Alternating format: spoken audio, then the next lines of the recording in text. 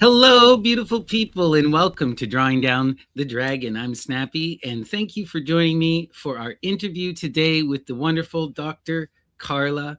And I'm joined by my dear friend here and our co host, Leslie Celine. How's it going, Leslie? Oh, you're muted, Leslie. It's going good over here. I'm still I in think you're Yucatan. muted as well, Carla. Wonderful. Thank you, guys. It's so great to be here with you both. How are you, Carla? I'm great. Thank you. Thank you. I'm staying warm tonight in the cold winter. And I'm looking forward to talking to you guys and to everyone. So much Yeah, fun. thank you. Thank you for making the time. We were scheduled to do this yesterday, but unfortunately because of the weather in Canada, we had to postpone. Yeah. You told me you were stuck in traffic for over 2 hours. Yeah. Right? Well, okay. So my drive home so my last university class ends at 5 and my drive home up here is a couple of hours. So I was like, okay, I'm going to make it. And then it was just pure whiteout. So it took me about 3.5 hours to get home. Oh. And I wasn't sure if I was going to make it up the hill. You know, I live on a hill and my little mini made it up the hill and I was like, yay. And then I just crashed out after that because I was like, okay, thank the goddess I got home. Everything's okay. You're here with us, and we're really grateful for you to be here. And I'm excited to talk to you about your two books today. So, both Leslie and I are huge fans of Artemis and, our goddess worshipers, and just really interested in this tradition. And I had the opportunity to read both of your books and just blown away. And we want to kind of talk to you about the books and sort of just pick your brain about various things and see where the conversation takes us. Yeah, But that sounds good. before we get into that, though, could you tell everyone in our audience a bit about yourself, your background, and your work in academia, the Goddess Project? Okay. So my name is Carla Ionescu. My PhD is in ancient history. The focus of my work is the goddess Artemis. So my PhD dissertation, which I got in 2016, was actually on Artemis of Ephesus and Virgin Mary, which the second book is sort of an addition to all of the stuff that I did for my dissertation, because then there was so much more research to do. What else? I run the Artemis Research Center, which is a online organization that where I teach courses, where I do workshops, and we have travel groups and all this kind of fun stuff that are Artemis centered, but also very goddess centered, very goddess worship centered. And I am the lead investigator in the Artemis Mapping Project, which is my map of all the Artemis temples, which I visit regularly. So we do 2 expeditions a year to map. And actually just today, Snappy, I'm going to submit it on Monday, but I just completed a grant for one of the universities I teach at that is going to get me a team that is going to start digitizing the map in this really interesting, almost virtual way. So I'm very, very excited. Wow. You guys all pray for me that I get this grant. That's incredible. Yeah, that would be really wonderful. Wow. That's amazing. Everyone, you guys make sure you go check her out on Instagram and TikTok, because you can follow all of her journey. I love just watching you all the time, because you're constantly sending these little snippets of you at various temples, various museums all across the Mediterranean. How many temples have you checked out at this point? Okay, so ballpark, if it is good enough, right? Yes. Okay.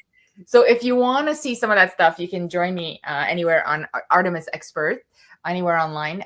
So I would say, Snappy, that we have actually probably filmed, I would say, close to 60 temples. Okay. Oh, wow. If not more. But there are at least 300 though. At least. Okay. And every time we go out on an expedition, we find new ones. And so then that adds to the list. And that's just Greece. I'll be in Sicily, as Leslie, we were just talking this May, for the month of May. There are not that many in Sicily, but I've got to map all of Sicily. And then there's some in the Middle East. And then there's, of course, in Turkey. And then there may be there's some in Spain. There's some in Portugal.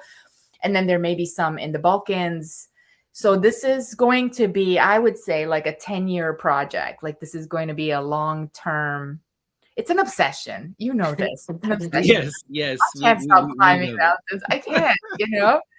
Right. Well, so in She Who Hunts, you describe how the mapping project led you to the realization of her centrality, and B, her how old she is, and how much older than the rest of the pantheon.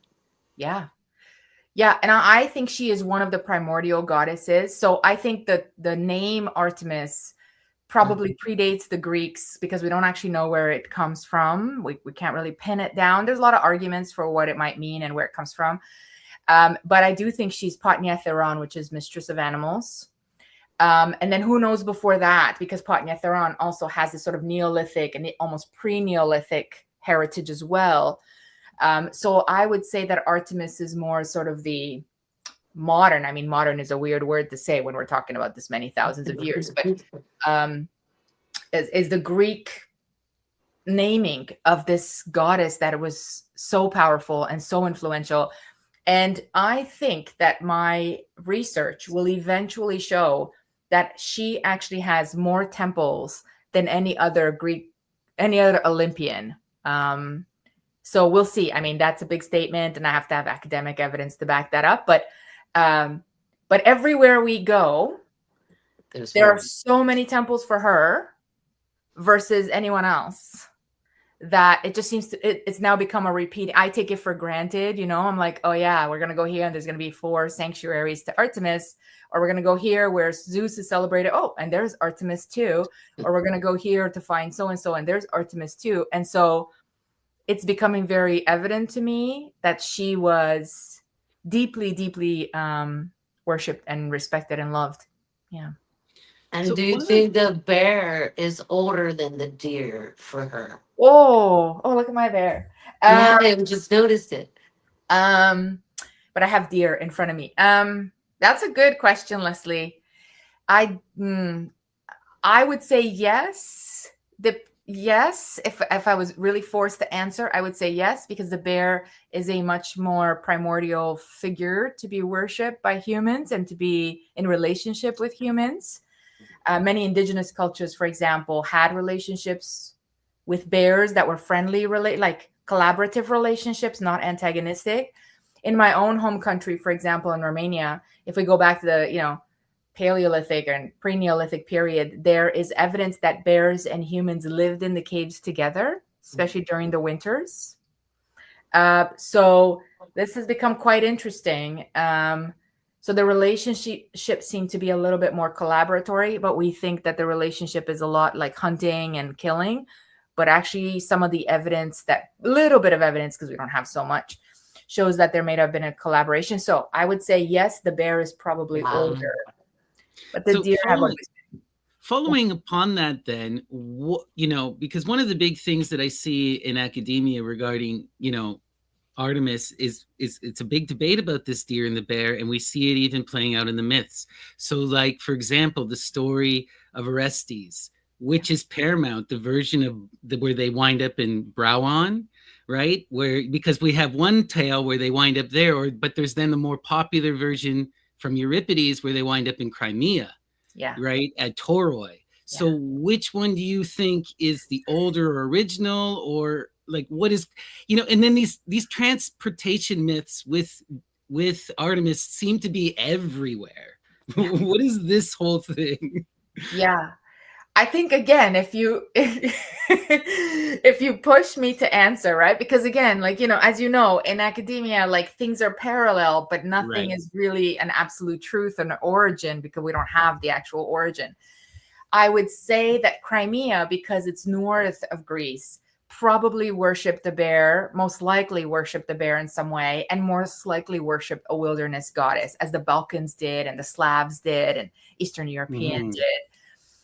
Bears, like I said, in this area were very primary to worship. So I would say that some type of tradition was transported, I like that word, Snappy, transported into sort of the south and into the Med.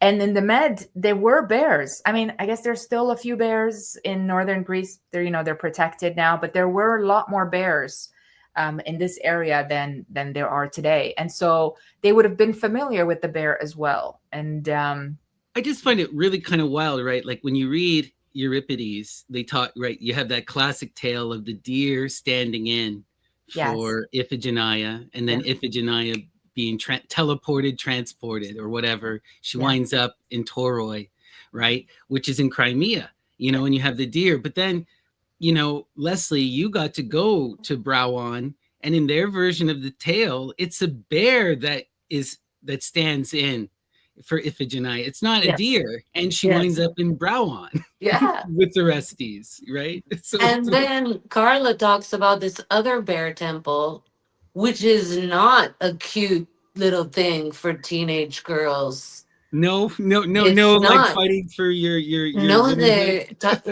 tell us about it, Carla, because it really made a big impression on me. The other bear temple in the north. Yeah, so there are.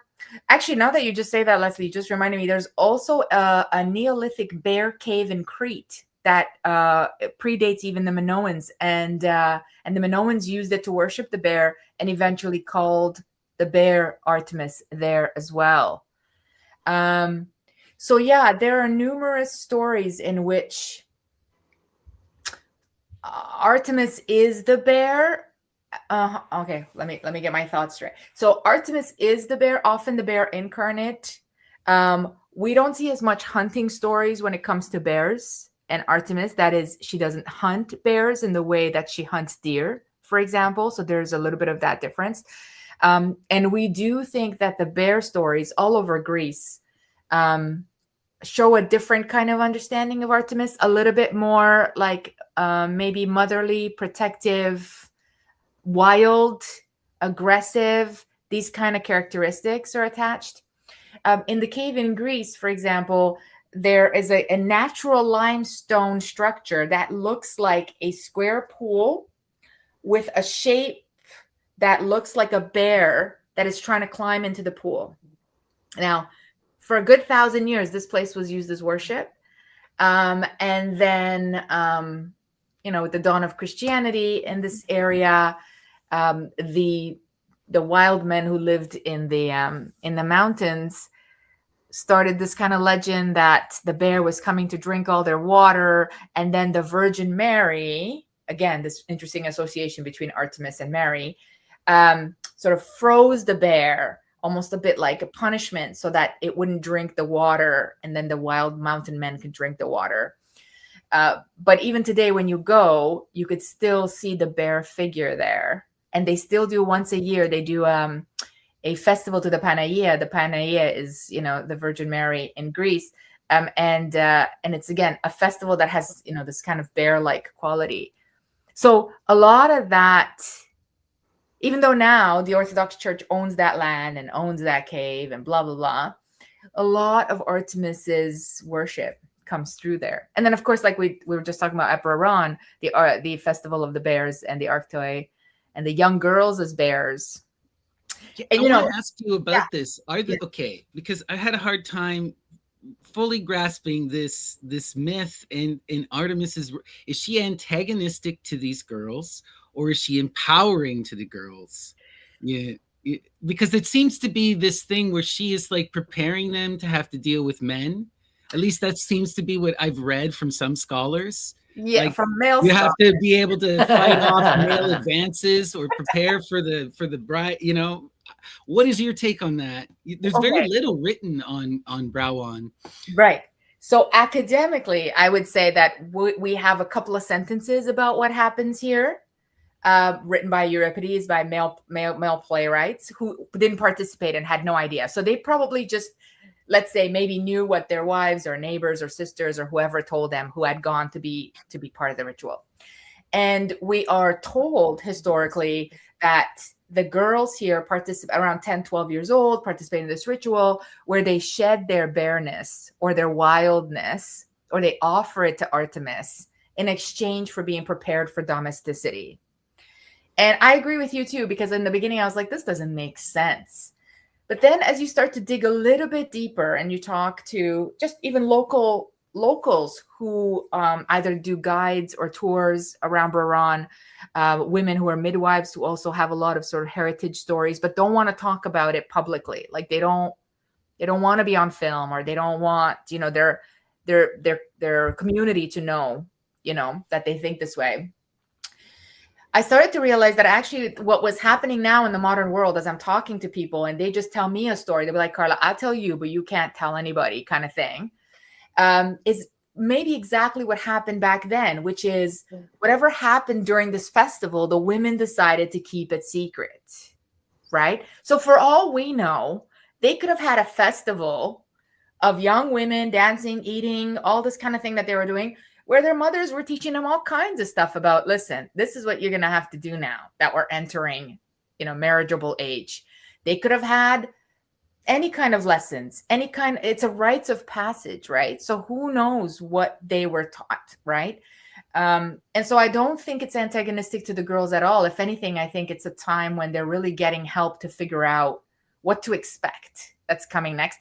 And I think outside sources were probably told, oh yeah, we're preparing them for marriage.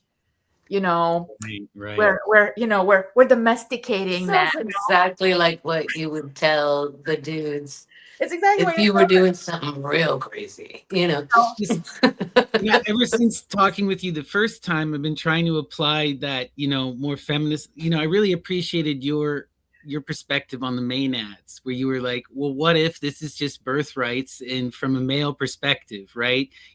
Birth is kind of a ripping apart, and you're having to deal with fetuses half the time are dying.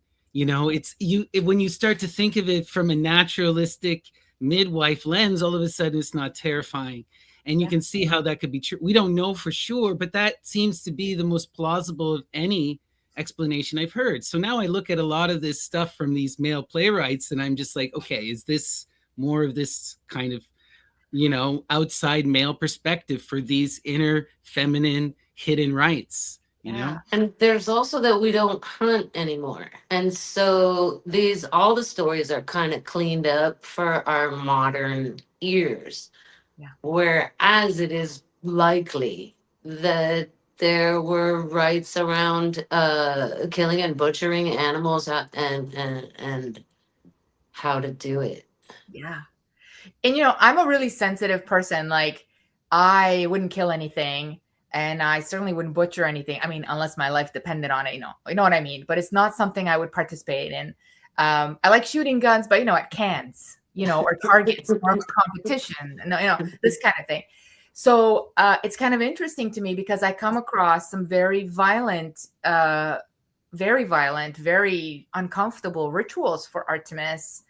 And I have to remember that this is an agrarian hunter society where everyone is very comfortable with both raising and slaughtering animals, hunting, and they understand the organics of life, the blood, the gooey, all of this kind of stuff, where I'm like, oh. And it wouldn't be their first time at the initiation age. They would have seen animals give birth. That's right. They would have been sent out in the yard to chop the head off a chicken and bring it back to the kitchen. That's right. Many times before they arrive at this. Whereas if we were going at 14, 15, it would be our first encounter, it'd be traumatic. A lot of this also reminds me, we've talked about this, Leslie. We're both really big fans of the character Numa and looking at his stories. And, if you look, you see this story told in the Fausti by Ovid, as well as in Plutarch's biography.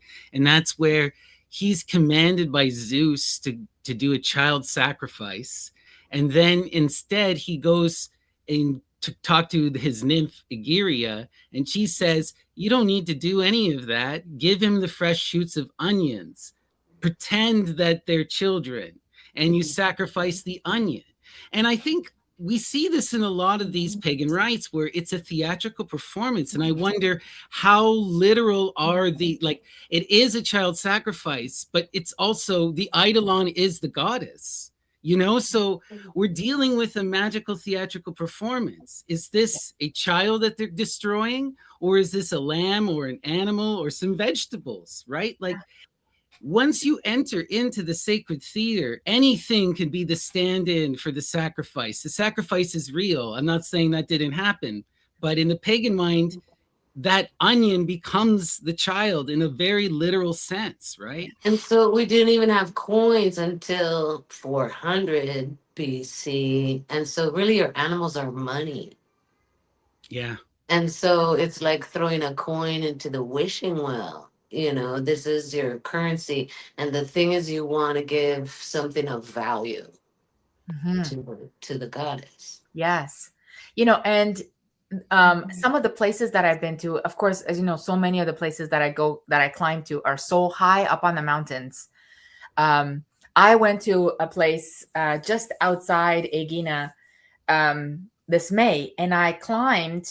So in the middle of nowhere, we're in the middle of mountains, and so I climbed up this one side of the mountain. When I got to the top, okay, there were a couple of archaeologists just digging around this site. When I got to the top, they were totally startled, and I was startled because I was like, what the hell are humans doing here? And they were like, where did you come from? They were like, I've never seen anybody come from that side of the mountain before. And I was like, how did you get here? Anyway, they had a truck, and so they were able to truck through some of the hard roads on another side of the mountain. But my point is that when I got there, we got to talking, and anyways, it was really great. It was so wonderful to talk to them, and they were digging up this entire site, which is right at the top of the mountain. And one of the main temples was to Artemis, which is why I was there. And they said to me, like, we had found, again, you can't photograph this stuff because it all has to be cataloged. It takes years. But they were saying, we found so much jewelry, so much personal artifacts, so many votive offerings, because people also had to climb up here. I mean, the mountain has been here for 5,000, 10,000 years. And so they would leave whatever was really special to them to Artemis for her to protect them through crossing these mountain ranges.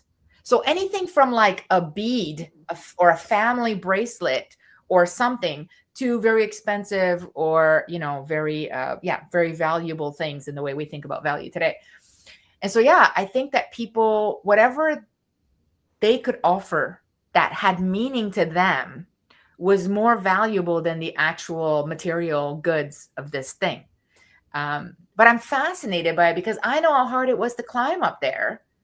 And I'm like, people came here regularly and they sacrificed up here, which means they brought animals, they brought goods, they like.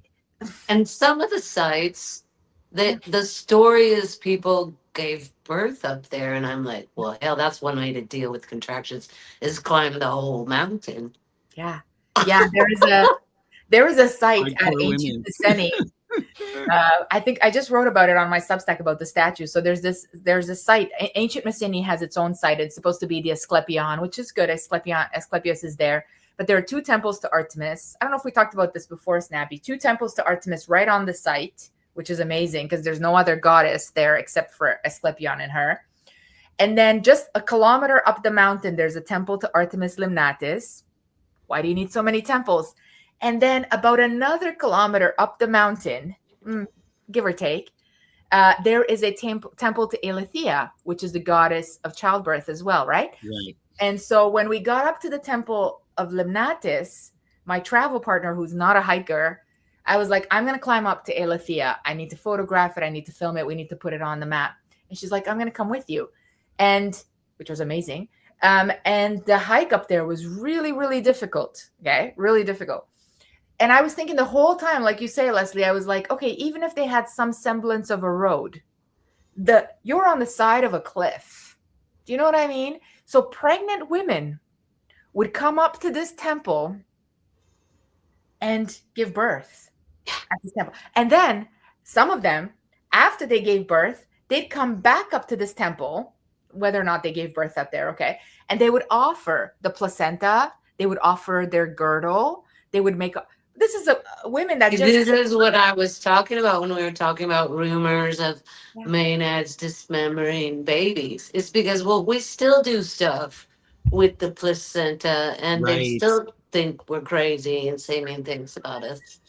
That's such a good point. That's such a good point. Speaking of Elithwea, you just made me think of something I wanted to ask you. Okay, are you familiar? I mean, it's in Herodotus, but there has been some archaeology to back it up. Opus and Argi at Uh-huh. Delos, the twins. So this seems to be an older tale of these two twins. So in the original reconstructed myth that I found in Herodotus and Pausanias, they Okay. talk about how they come from Hyperborea to meet the goddess Elithwea and to give her offerings. And then in the archaeological record, they found a cave that was buried with Opus and Argi in it, and they found a tomb that's still on the site with their names on it.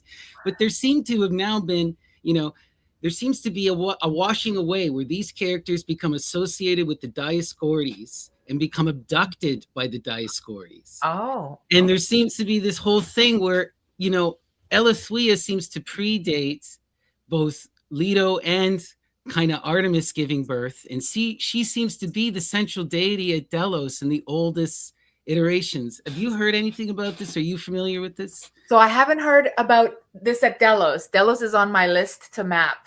It's just that Delos, as you know, you can't stay there. So you have to stay nearby, which is probably Mykonos, and then you have to boat it every day. So I need to raise some funds to be able to spend a couple of weeks at Delos, because I also want to go across to the island where they buried people and where they gave birth, which is right next door. Anyway, so I hadn't heard about the Elithea connection yet, but there is a cave in Crete to Elithea that again predates the Minoans and later becomes Artemis Elithea.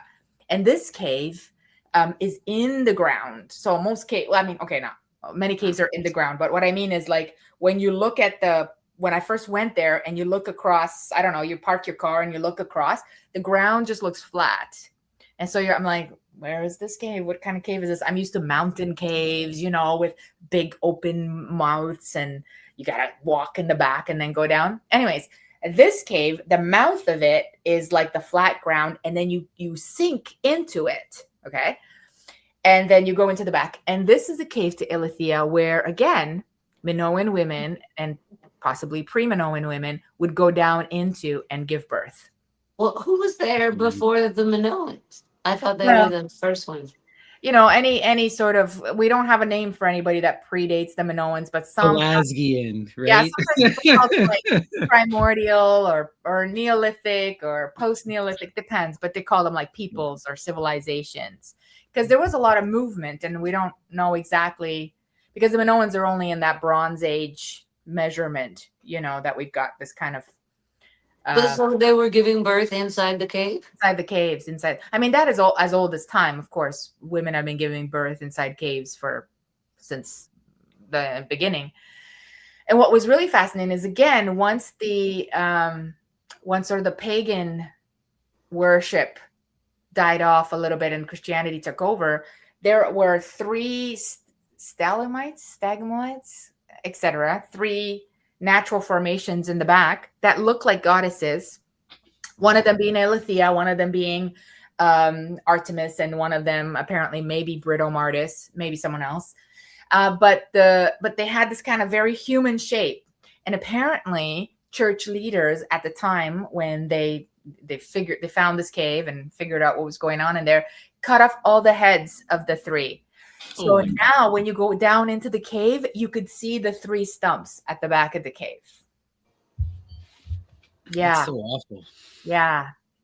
So even though it's funny, even though we're told that, these goddesses have no powers, and all these pagans, worship all of these goddesses that have no power, everywhere you go, that is a sacred site of some kind or some value, you will see some type of. Why would they need to do that? Action. Had no power. I wanted to ask you about this. We've kind of talked about this a bit before, but okay, a lot of modern scholarship kind of traces this kind of goddess worship to a much later, into the, you see it coming up in the time of Christianity as sort of a competitive idea to Mithraism and Christianity. It seems to be really important, right?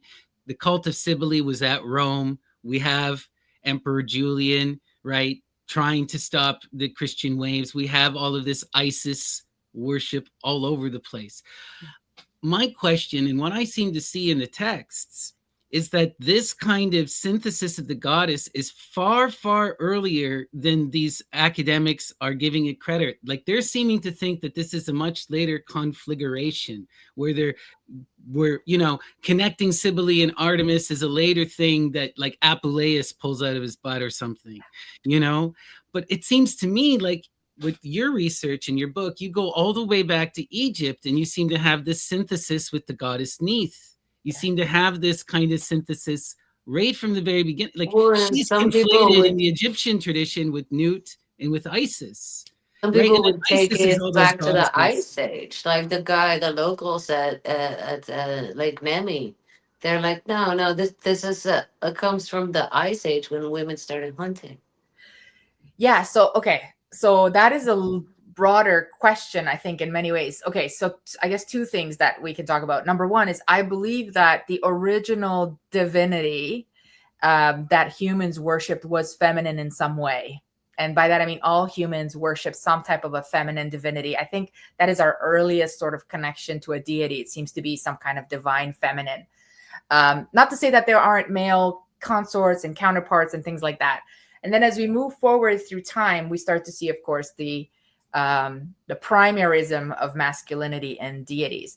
I do think that Artemis especially, but many goddesses, of course, then get eventually married off to, especially in the Olympic pantheon, we've got a bunch of dudes that show up and they start to, but because a lot of these religions are a reflection of the humans and the way the humans are living. And so the gods have to always kind of reflect our own psyche. She remains nubile, right?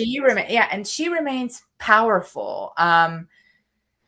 She remains sometimes frightening, sometimes really intense, sometimes really fun and like running around the woods. Sometimes she demands full on sacrifice. I do agree with you that I actually think that Artemis and Cybele are worshipped alongside each other, that they never actually become one. Because I've been to lots of places where I've seen a temple of Artemis and then a temple of the Mother of the Gods. And it seems to me that certainly the Greeks from the classical period on saw them as two separate things, right? Two separate beings. But then, yes, as we get into the Roman period, of course, Artemis becomes Diana, and then Cybele keeps her name and keeps moving forward.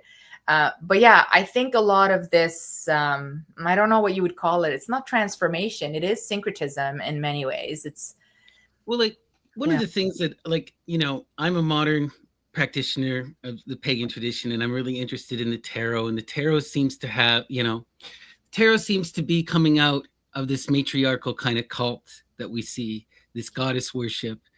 And there's this kind of continuous perspective that you see in that kind of Greco-Roman Alexandrian magical tradition, and I see it reflected in the goddess Neith and the Egyptian as well. But there's this idea, I'll phrase it through this idea of the Trinity as Hecate, Artemis, and Selene, right? And Hecate is kind of the chaos gap, in a sense. It is the absence of understanding, the absurdity that becomes light, that which gives birth to light. So the womb, the cosmic womb, which you can't make sense of. But then it gives birth to the twins, the two, which you get Selene and Artemis, or Artemis and Apollo. But, the sun and the moon, basically, right? This kind of duality imagery. And this seems to be so essential to a lot of this kind of magical pagan thinking. And when you look at that Neith character, it's the same idea. She's this war goddess at the front with the arrows, but she's also this flood goddess who she's coming out of the cosmic abyss to manifest light. She gives birth to the sun, Ra.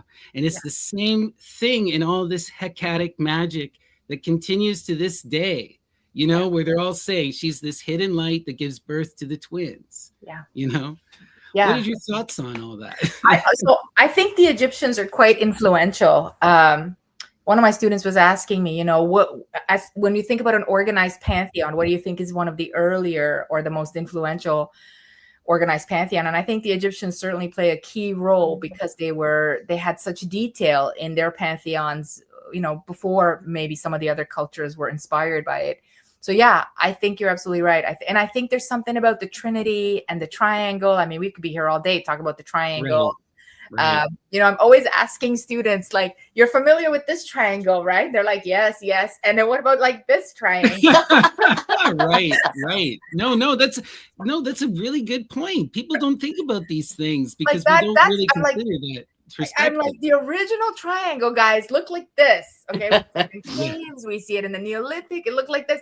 And I walk around and I'm like, what does this remind you of? And it's like pure silence because no one wants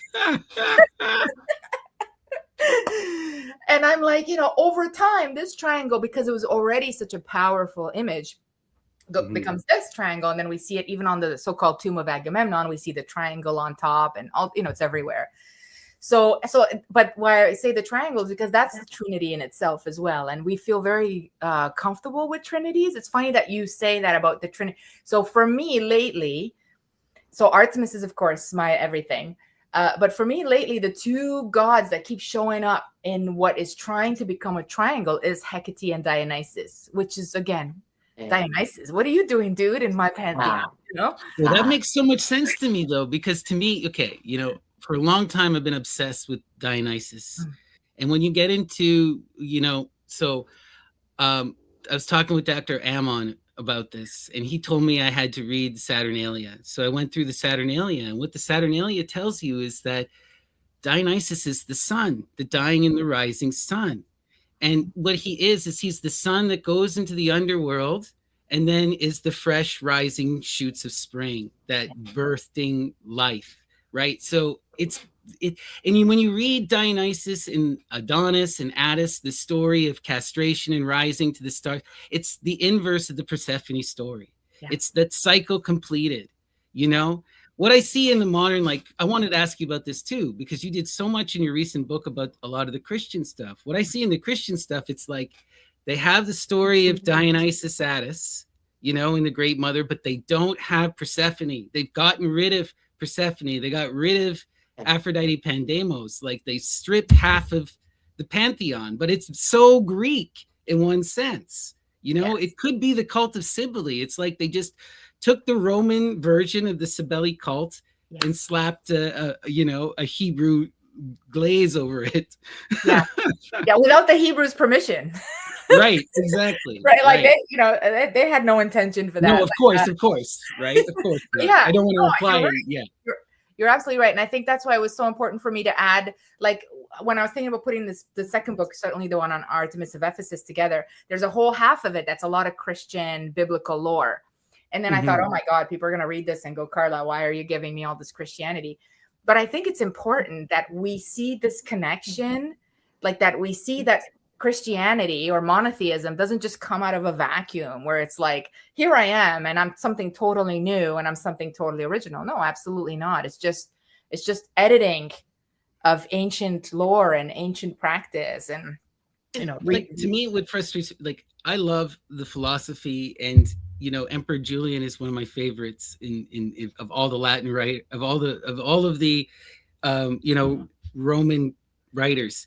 Anyway, his whole thing, right? His hymn to the Mother of the Gods is amazing because he's telling you, I'm writing this down because the Christians are he says it right in the beginning. The Christians are stealing our mystery and they're twisting it. I have to preserve this. He didn't even want to write it down. He asks himself, should I reveal that which is not meant to be revealed? Right? And he does. And what is it? It's the story of Attis, but you could swap Jesus's face on Attis Gallus and it's the same story. Yes. Right? Yes. And it's funny that then the Virgin Mary is, of course, named Theotokos, Mother of God. I mean, right. It's a really close Mother of the Gods, Mother of God. I mean, it's very, very close, and she's named she's named Theotokos in Ephesus. And then, of course, Jesus himself can also play that role, like you say, of Attis. So, yeah, I think that there was maybe unconsciously, because, it's not easy to start a new religion. And I don't think that somebody goes, oh, I'm going to start a new religion. And it's going to take over the world. And it's going to be this is all happening at different times, different places, different little communities. And all of our human traditions bleed into that. So I think there's something also organic that was happening there that perhaps they didn't intend. But I do think that after a while, the intention for destroying pagan traditions becomes more and more intense and more purposeful. Well, that's what's so devastating about visiting these sites is like you're going there with the open heart to meet the goddess, and invariably you you are witness to her destruction. Yeah. And if I hadn't been trained the way I've been trained, I would have just gotten depressed in Ikaria, and I would have tried to put a rock on top of it and done what everybody does. Nobody talks about Ikaria.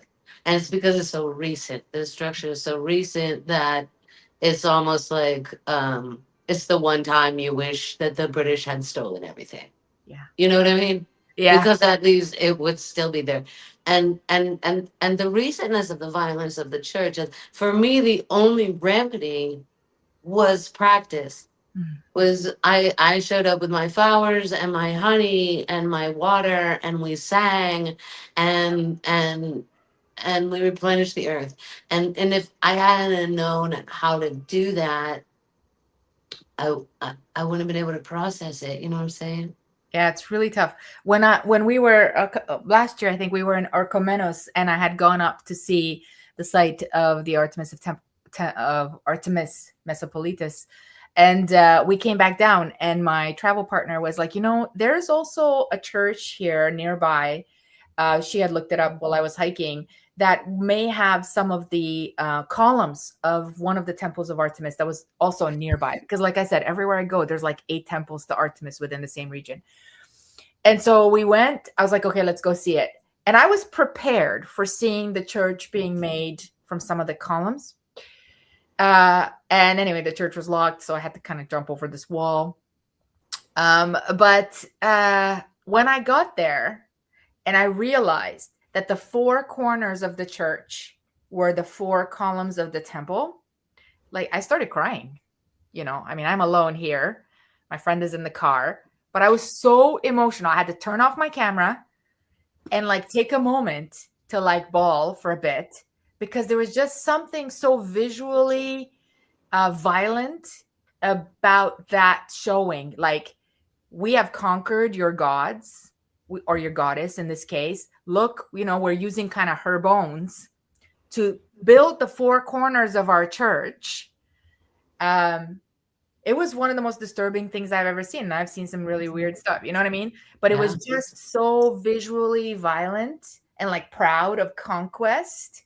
And I just wanted to like scream about, like, I thought these things are not real, I thought these things are not powerful. And it was really, really, really tough. And then this man showed up, this older man, who probably heard that there's a girl either crying at the church or kneeling in front of the church staring at it for too long. So he came around, and we had a little bit of a conversation. But of course he didn't know. Like, that's the other thing, is a lot of the locals don't know the story of some of these, for example, some of these stones, And so I was trying to explain to him, these are from the old temple of Artemis, which is, across the road. And he was like, okay, and I was like, no, you don't understand, like this, but yeah, I think it's devastating sometimes that we only have remnants. And I know there's a movement. There's a lot of people that want to see some of the temples rebuilt. I don't dare to hope for it, but I support that movement. Whoever wants to start that movement, But I mean, the reality of that is, well, one of the things that was so amazing about your book was getting, like, people always talk about Ephesus, but like, I've only ever read it kind of in passing, but reading your book, it's like, it was a center of the world. I didn't realize, like, it's akin to you. The only other place I can think of in history would be the temple in Israel, but it was equally as powerful in its time, where all of the people are given tax. Everyone is going there on pilgrimage, right? It's like a real powerhouse. Can you talk a bit about Ephesus? Yeah, I mean, I don't know. Sometimes people say to me, oh, it's like New York or LA in America, or like, and I'm like, yeah, I mean, in the sense that everyone wanted to be there. It was known worldwide. People traveled there as tourists. It was a huge tourism industry. And Artemis of Ephesus was central. So it's like if you go to New York and you have 3 things to see or whatever, 5 things to see. If you went to Ephesus, you had this temple to see and a couple other places in there to see. And it was, yeah, her birthday month is in May. So they celebrated her birthday for an entire month, like we celebrate Christmas. Like it was very much, everybody has time off, let's say, if you know how we're doing it today, although today we have a couple of days, but they had the entire month. You know, the government, the senators, everybody paid for celebration food, dancers, comedies, etc. And people came from all over the world as tourists, like Disneyland, to go and participate in these things. And then they bought, what's amazing is that they bought votive offerings, just like you would if you go to Disneyland and you buy Mickey Mouse ears.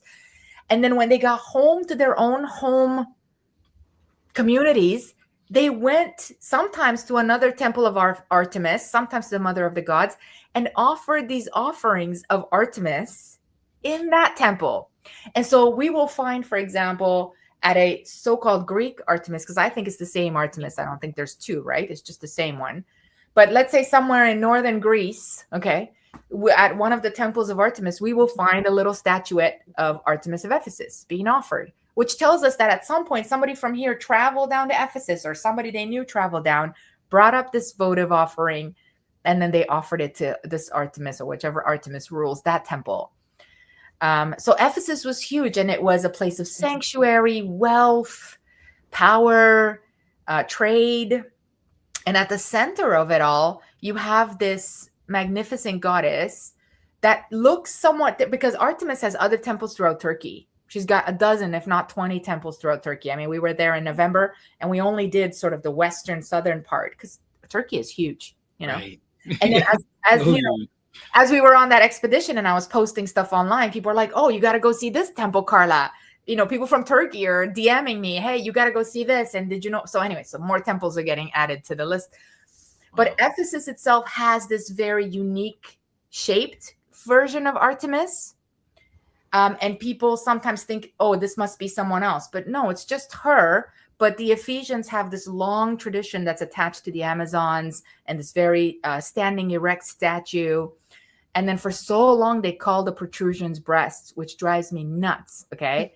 So I'm hoping that I've started. We've talked about this, but you think they're bee eggs because of the cult of the bees there, right? Snappy, there is no doubt. There is no doubt in my mind that they are bee eggs, or at least like cosmic sacs, like Zeus Labradus, you know? Mm-hmm. I always think of those Victorian nightgowns where you never see anything and you have to put your hands in the slot, and how the guys who thought that those were breasts must have had that to deal with when they got home. You know what I mean? Clearly never have seen one. Yes. What's funny is that the breast mythology, or that's not the right word because mythology is really just the breast fan fiction. Okay. Fan fiction started because a couple of early Christian writers were making fun of the statue. Right? As always, satire, right? And so they went, oh, yeah, multi-breasted. You know, the one that looks like she has a ton of boobs. But then other people picked that up because they hadn't gone to Ephesus and had never seen a statue.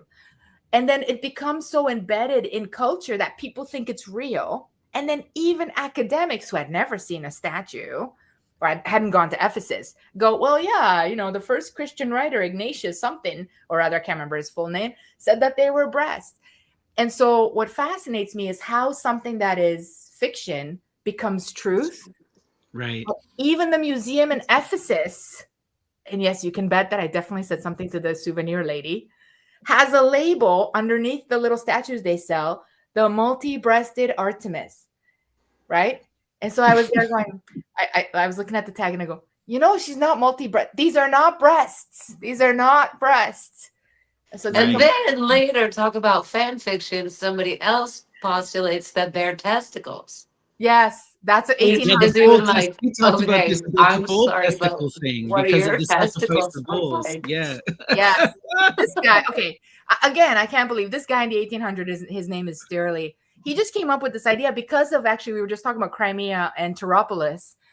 But he makes up the weirdest fiction. He's like, oh, yeah, they used to hang testicles on the statue. And as a historian, I mean, he was an academic too, but in the 1800s, I'm like, you know that no one in their right mind in the Greek world, okay, we're not talking about later Romans. Romans did some weird stuff, would have hung testicles on their cult statue inside the temple, and no one wrote about it at the time. Right. You Because we don't think this would have made the news? Right. Pausanias writes What are about those weird guys Pausanias writes doing? about her, right? Right. You would think if she was multi-breasted, Pausanias in the 2nd century would have gone, oh yeah, multi-breasted. Yeah. He doesn't. He just says the great Artemis, because there are no breasts. Anyway, I can go on about this all day, but yeah, I mean, sometimes something that is like literally in our faces, because you're looking at the statue and then you look at what everyone's writing, and I have, sometimes I feel like I'm going a little nuts, like how can, you know. So the bee thing, how does the bee thing play into Artemis?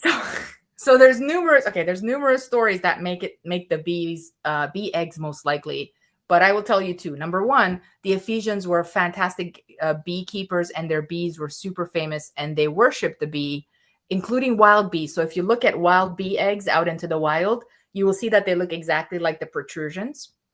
Another theory by beekeepers is that queen bee eggs are a little bit more elongated. So if you look at queen bee eggs in modern day hives, they look a lot like some of the protrusions. But the legend that really originated the bee idea is that when the Amazons arrived in this area, they brought a wooden statue, just a straight wooden statue, because that's how cult statues used to be. And they planted it here in the marsh where the temple later is built. And bees, because bees loved wild bees, really built hives in trees and everywhere they could. They started to build hives around the wood. So that is one of the oldest legends of why that is. And then there's numerous ideas. On the side of her body, when you look at the side of her statue, you can see bees climbing up the side of her body. So she really is here in Ephesus. She really is. And she's not Kybele, because people say to me sometimes, oh, she's Kybele, and Kybele is many-breasted. And I'm like, no, Kybele is never many-breasted. Never. No. She sits on a throne with 2 lions her entire existence. I mean, there are so many statues of Kybele in every museum in Greece. Not ever once has she been multi-breasted. And she continues to be worshipped alongside Artemis, like I said. So I just think that that it's hard for us sometimes to wrap our minds around the fact that the Ephesians, over time, really built themselves this cosmic depiction of the goddess that they really liked as unique for themselves. You know what I mean? And you said that sometimes priestesses of Artemis would be called Melissae. Melissae. They were the bee. There's a whole practice of beekeeping priestesses. And her priests were called the Essenes, which is king bees. So there's so much bee. I mean, there's so much bee imagery, and in the book I go into all of this. So the Hebrew Essenes, is that related at all? Well, I think so. Wow. Wow. Scholars think so, but it's not. Okay. In academia, it's very difficult to say anything for certain. Yeah. Right. So I would say that when I'm in conversation at conferences and we talk about the Essenes, for example, many scholars will be like, yeah, probably the same dudes, but I don't know how to draw that link. It's very difficult to draw that link from the Essenes in Ephesus to the Essenes at Qumran. We don't have any traceable evidence except the name. Yeah. But in the ancient world, you wouldn't just be named the same name as another cult. Like, it wasn't like, you couldn't. So they were beekeepers, the Essenes. So the Essenes, and then, we found a bunch of actually Ephesian bees in Tel Rahov. So there's lots of connections that I think make sense that they are the same community, though how they're connected, very hard to really pin it down. We don't yet have a lot of evidence around that. But there seems to be, right, like when we're looking at Ephesus, and what I want to insist with people with this Mediterranean, like we have this mother goddess cult that's appearing all across the Mediterranean that is so popular, it's nearly a rival for supremacy in Rome, right? Like this stuff is everywhere, and it's coming out of Ephesus and Syria, Pergamum. These seem to be the 2 big places that send us all this goddess stuff. And they're sending like traveling monks to go and spread this, right? Yeah. And so I think like we got to understand that the fact that Ephesus is so big and so well known. Why? Because their literature, their ideas are spreading far and wide. And we see this reflected in all these similar cults, all these temples, right? Yeah. But then there's so much about her being not your mama. That Artemis not being your mother, being your queer Right. auntie, being the midwife instead, and then only sometimes is she a mother figure. You know what I mean? Yeah. Or she's more like your initiating priestess than your mama. You know what I mean? I think this is really interesting in terms of the goddess Neith again, because again with Neith, right, she's this warrior, but also the mother. But the mother is her mother function seems to be like a passive thing. She brings light into being, and then she's this active war goddess always, you know. I think in modernity, we have really divided, we have really leaned too heavily on biology. You know what I mean? In the sense that people ask me all the time, like, how come she's the mother, she's like the goddess of childbirth without having children, as though that's like an impossibility. And I'm like, actually, it makes a lot of sense to me that she's a goddess of childbirth and a protector of women because she doesn't have children. This is her guardianship. You know what I'm saying? Like, she doesn't have to biologically have children. All kinds of time with no children for all that. Like, know? I was reading this interesting book called The Great Goddesses of Egypt. And when they're talking about Neith, they're saying she is supposed to be the most ancient thing. So in essence, she predates birth. She represents, they even describe her in the is it the corpse text or the pyramid? One of these texts, there's very few references to her. It's either the pyramid or the corpse text, one of these spells, where they describe her as a divine androgyne. And she's giving birth to Ra, but it's before birth because she predates thought. She predates all of this. So she's not a mother, right? More the Hecate She's a void creatrix. is giving birth to the planets in this sense. Yeah. Right? Yeah. I mean, I don't, I think that's a very modern bias, you know, this whole thing about somehow, and perhaps even like a Christian bias in some way, because the Virgin Mary gives birth to God, Jesus. right. So, you know, we're so used to this sort of sacred mother, which is fine. There's nothing wrong with the sacred mother, but by the same token, a creatrix goddess can very much be mothering to the world, to everyone, without actually biologically giving birth. And so I think that fits really well for her. And yeah, that's never a point of contention or conflict for me at all. And she embodies both fierceness, like violence, and comfort and protection and softness. And again, as humans, we have all of these aspects of ourselves. So it's like, why are you shocked? You know, people will say to me, well, I lean more heavily towards like Artemis of Ephesus because she seems softer than Artemis the Huntress. Okay. I mean, again, the beehive? No. Yeah, I mean, I'm not judging you, but I see her as the same person, you know? Just here she's embodied this way, and there she's embodied this way, and there she's embodied. Like, that's not a conflict for me at all. Or people say to me, how can you worship a goddess, let's say, or study a goddess that is violent towards the animal that she protects? And I'm like, well, we're humans. Like, you eat meat. Like, you're eating that sandwich. Yeah. What do you mean?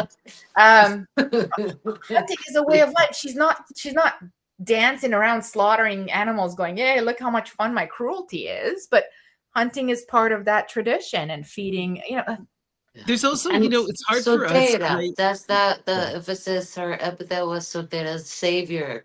And that's the thing is mom's got the food, but auntie's going to kick ass on your behalf.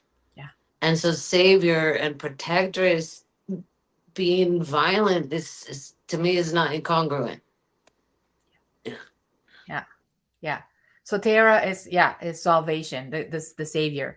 She may be the original savior, but to be fair, Zeus is also Sotera, and you know, But savior is not the same. I mean, salvation, I think, for the ancient Greeks was a much later concept. They didn't think about salvation for a long time.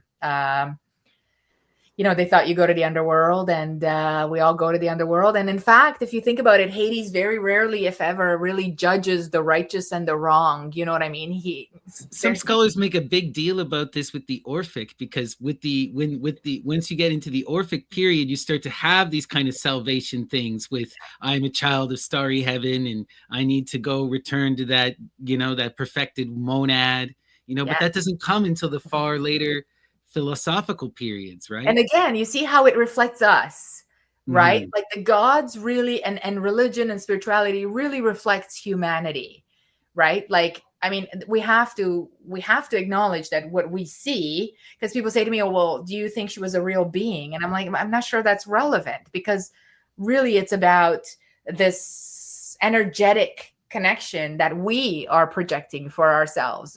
Whether or not whatever divine being you're worshiping is real is really up to you. No one can tell you whether something is real or not when we're talking about deities, but we can say that a pantheon or a mythology or stories really reflect that society. So that's why I think we start to see salvation more and more. People become interested in that more and more. One of the interesting things I think too with the soteria is its connection to the magic, to the cult of Hecate and to Medea, right? Into the whole Argonautica story and coming out of Libya, all of this stuff. And that again, with the Libyan stuff, because preparing for this, I went and read about Neith, and Neith comes from Libya, so we got this connection here again. There seems to be all going back to Africa, all going back to Libya, all around this magi stuff. Yeah. I mean, I don't know why we're surprised. I think because historically, historians split up, the territories, because I think in the academics, you need to have a field. Like, you're a historian of what? Oh, I'm an Egyptologist, or I'm a classicist, or I'm interested in, I don't know, Chinese history or whatever it is. And so we divide up the world like it's real boundaries, like modern boundaries. But in the ancient world, there's no such thing, there's no such thing. And so everything, and they traveled so much more than we think they did. They spoke so many more languages. They traded so much more. They drank and partied together, and they went to each other's, cult festivities. And so I'm not surprised at all that we see this. In fact, I was in Israel in October, just literally the day after the peace talks were in place. Oh my gosh. And we were filming at Migdala because this documentary organization wanted to do something about Artemis and perhaps something at Migdala and Mary Magdalene. Anyways, one of the things when I was there with a couple of other scholars, and they were scholars of this area, and they were saying, Migdala, for example, has always been a wealthy space, right? And we were talking about how historians themselves don't talk to each other. So I was like, oh, it was always wealthy? I thought, Jesus was a carpenter. He's like, well, actually, his father built houses, Joseph built houses. So he's really a real estate investor. People who lived here. And then in Migdala itself, they used to sell what they used to call the caviar of this area. All rich people. And so one of the things that I realized was, we don't actually talk to each other about, if you had scholars from 5 different cultures in one city to share with each other what their cultures were doing and what this area was like, I think that would be so much more richer. Absolutely. What was going on here. Okay. This brings me to something that I really loved about your work, and I wanted to talk to you about. You talk about in your first book, your methodology, and I have a background in religion studies, and I know a bit about this. So, when I was in school, the main idea was German history of religions. Everything is textual primacy. Everything is in these little boxes. We talk about Christianity isolated. It has no connection to the Greek stuff. The Greek stuff is something over here for a whole other field of study. Just like you were saying, we only focus on talking about this religion within its own context. But in your book, you talk about neo-Euhemerism and trying to tell this kind of, connected story. Can you talk a bit about your academic approach and Yeah. how it's different, you know?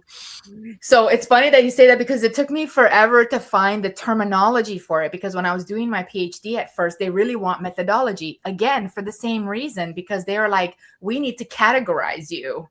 We need Right. to know, where do we stick you? And then when you finish your PhD, where are you going to work? And I kept saying to them, listen, I'm interested in like if you're in a virtual room, I want to look around the entire space. I want to live with the people. I want to see what they were saying. I want to see, like I said, how they were climbing up a mountain. I'm interested in the details of things. Yeah.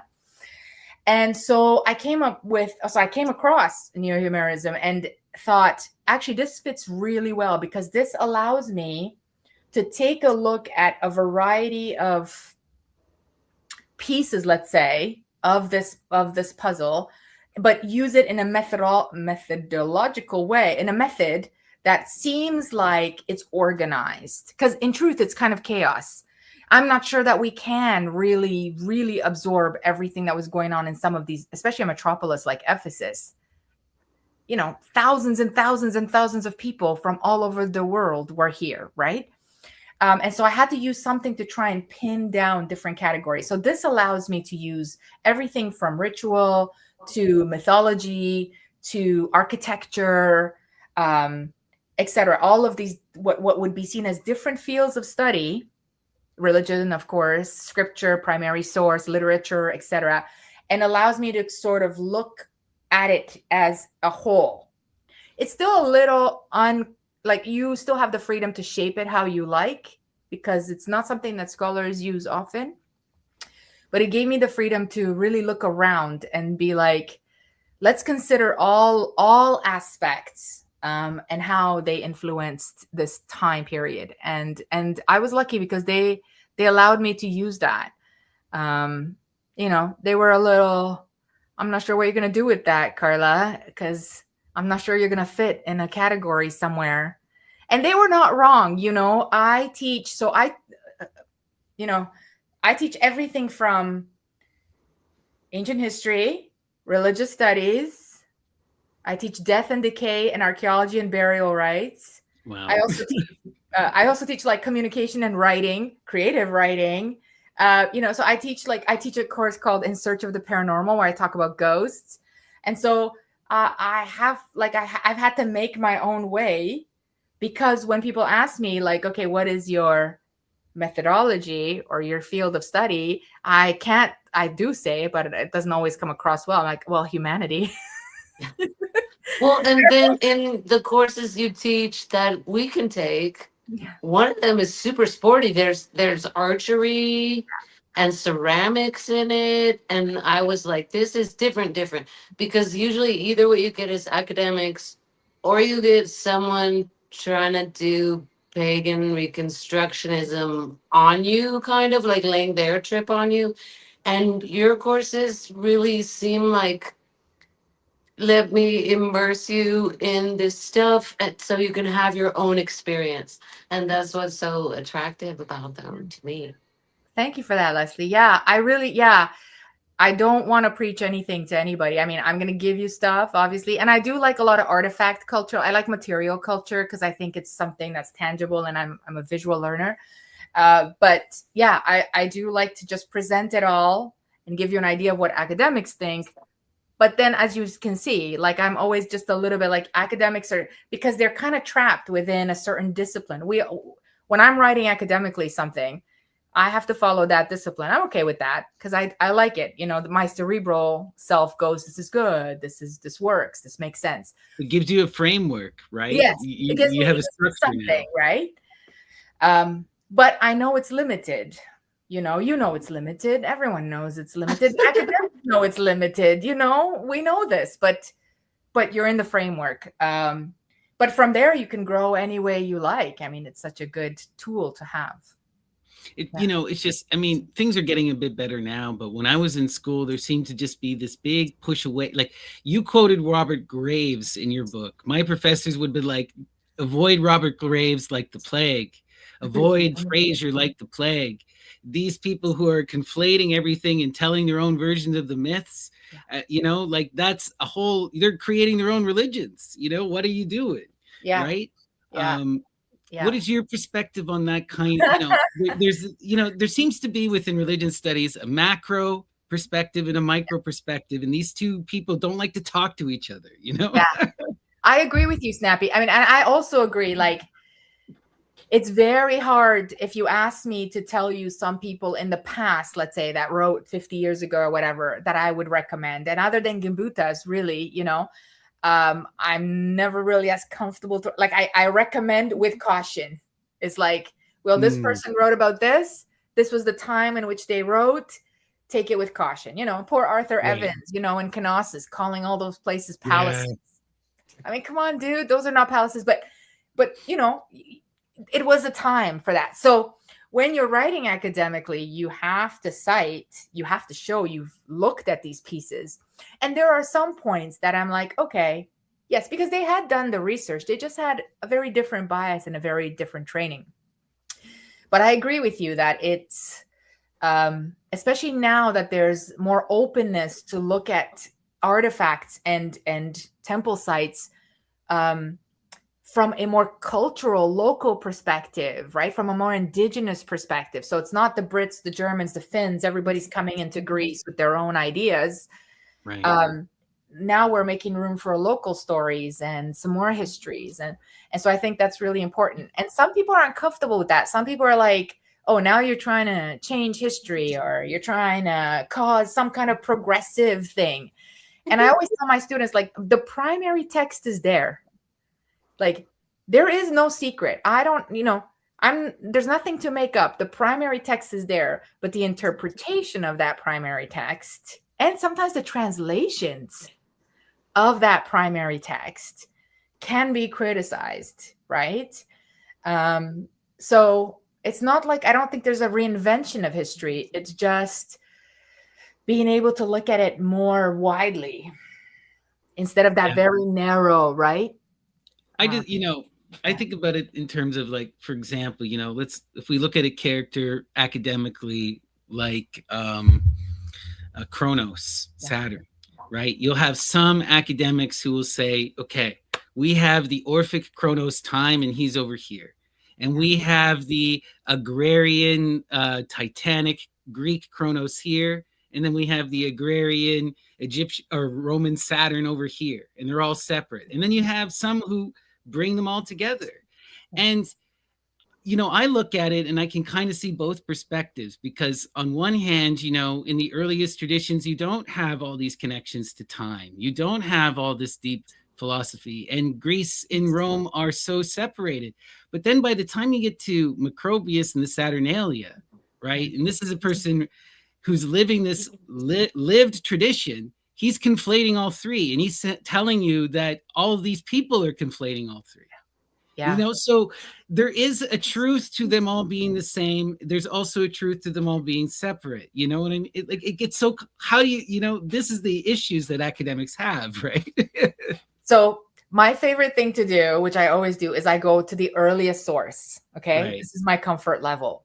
So if we're talking about Medusa, for example, I lean heavily into Hesiod. You know what I mean? Mm-hmm. Yeah. I don't subscribe to Ovid's version. Okay. So I would say that one of the things that I do is I go to the earliest source. That always makes me feel like this is the more authentic source. Even like you say, if it's not totally full, because then you have to ask questions. Why is there anything missing? But sometimes I think it's not missing. That was the original story, or the original that we have. But in some ways, let's say Ovid, who just then creates fan fiction about the whole thing, which drives me a little bit nuts. Yeah. Because he fixes all he's got hindsight, and he's writing for his own people, and he's writing, for the emperors and things like that. Anyway, so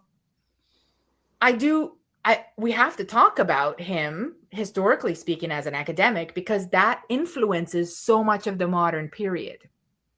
Right. So you're right in the sense that, like, you do have to know the ancient sources, and you have to know where they come from. which one do you lean into? I think that's a personal choice as a historian. Like you get to, I have a lot of friends who love Ovid, and we have these great debates about Ovid. To me, I'm like, yeah, he's way too late for me. I'm stuck, 1,000 years before that, where I want to hear the story. But primary sources, again, they reflect the culture that's writing. Yeah. So the question for me is like, why does Ovid feel the need to make Medusa a victim? Right. Right. When initially she's just having fun with his yacht and there is no punishment. She's already a Gorgon with snakes in her hair. Right. She's already this temple dragon lady, And Poseidon loves her. Like he loves Yeah. the way she looks, he seduces her and there's no punishment and they have fun and the story's over. But I think that's the fun of working with this material, is that you get to ask, there's still some mystery in the ancient world, because we don't have this is one of the interesting things too. Like you bringing up Ovid, one of the things that Leslie and I are super interested in, and we've been just talking about like crazy, has been Diana Nemorensis, Lake Nemi, Aricia. Yeah. And, Ovid tells, one of the things that I was looking at with Ovid that's so interesting is that, and Virgil does this too, but Ovid is the most clear depiction that survives to us, is he connects Diana Nemorensis to, the Artemis tradition. Yep. By having Hippolyte, like the son of Atalanta, right? Atalanta, who created Artemis, who made the Artemisian at Ephesus, right? The founder. Yeah. Her son now gets teleported to Aricia. Yeah. And turned into a Roman god named Virbius, and he's the priest king at Aricia. What is this like? Is this the Roman tendency to try to give their, a lot of people want to say that, connecting to the ancient Greek world was to give them legitimacy. Is that more this legitimacy, or what's going on here? Yeah, I mean, I think so. I think that's a part of it. I think the Romans are great adapters. I think for a long time we thought they were inventors, but they're actually not inventors at all. They don't invent very much, but they adapt everything that everyone has. And they adapt it really well, and they're great strategists. And I think this is another way of doing that. Now, there are, of course, indigenous stories, even in Sicily, there are indigenous stories of a dea, of a goddess. And then Artemis gets wrapped up into that. But I really think that Ovid, if I was living in Ovid's time using modern language, Ovid is really just writing fan fiction. You know what I mean? Here is the original story, but I'm just gonna write something that sounds way better for me, right? Because again, by this time, the Romans have a very different ethic, morality. They have a different interpretation of the world. Plus, they have their own indigenous culture that's, before, sort of Roman establishment. So you mix that up, you get some fantastic stories. It's funny you say it that way. It's just hitting me hard now, fan fiction, because I'm like, no one wants Hippolytus to die. That story sucks, right? And I was destroyed by horses. Like, no, right? Taking him to Rome to be a god king. That sounds awesome, right? So I was at his temple in Themyscira, in northern Greece. I was at his temple because apparently, so Hippolytus has his own temple, but he also built a temple to Artemis because, of course, he worshipped Artemis. Right. And it was such a blast. And in the same area where his temple is, there is a stone that they call the Stone of Theseus, that they say this is the stone that Theseus apparently picked up, that was left with his sandals and his sword. So it's funny that his story is so popular. People really liked him. But yeah, you're absolutely right. Nobody wants him to die. And everybody's fascinated with his story. And just, to plug my goddess, he worships Artemis. So, hey, But it's also a thing with Artemis, where Artemis doesn't let people die, right? Because that was another thing I came across. It's only in fragments, but there's a version of the story of Helen of Troy by Sicarus. It doesn't survive to us, but people talk about it. In this version, what happens is, instead of going to Troy, the Artemis gets involved and she transports Helen to the temple of Isis in Egypt, and a vision, a daimon, they use that word, a daimon of her goes to Troy to fool all these men. So all these men are fighting over a daimon, just a fake image. and the real Helen is hanging out at the temple of Isis. Well, But that's the this only fact she didn't survives really have to 9, be there for that part. None of us right? did. But so like I keep is this fan fiction or is this just how the goddess operates? Because she always is teleporting people. She's always coming in to save. I don't. But again, no one wants Helen to have to suffer in the tragedy either, right? Yeah. I don't know what to say about that. That feels a bit like fan fiction, but but what's to say? Okay. Yeah, I guess that brings up the question now that I'm saying that, so what's the original story if everything else seems to be a bit of fan fiction? Yeah. But I don't think that the ancients really cared. Like, I think we're a lot more obsessed today with what is the truth? Like, just tell me the truth about this, Or the narrative at all. Yeah. Right, Yeah. right. They really enjoyed saying, oh, we really like this goddess Artemis.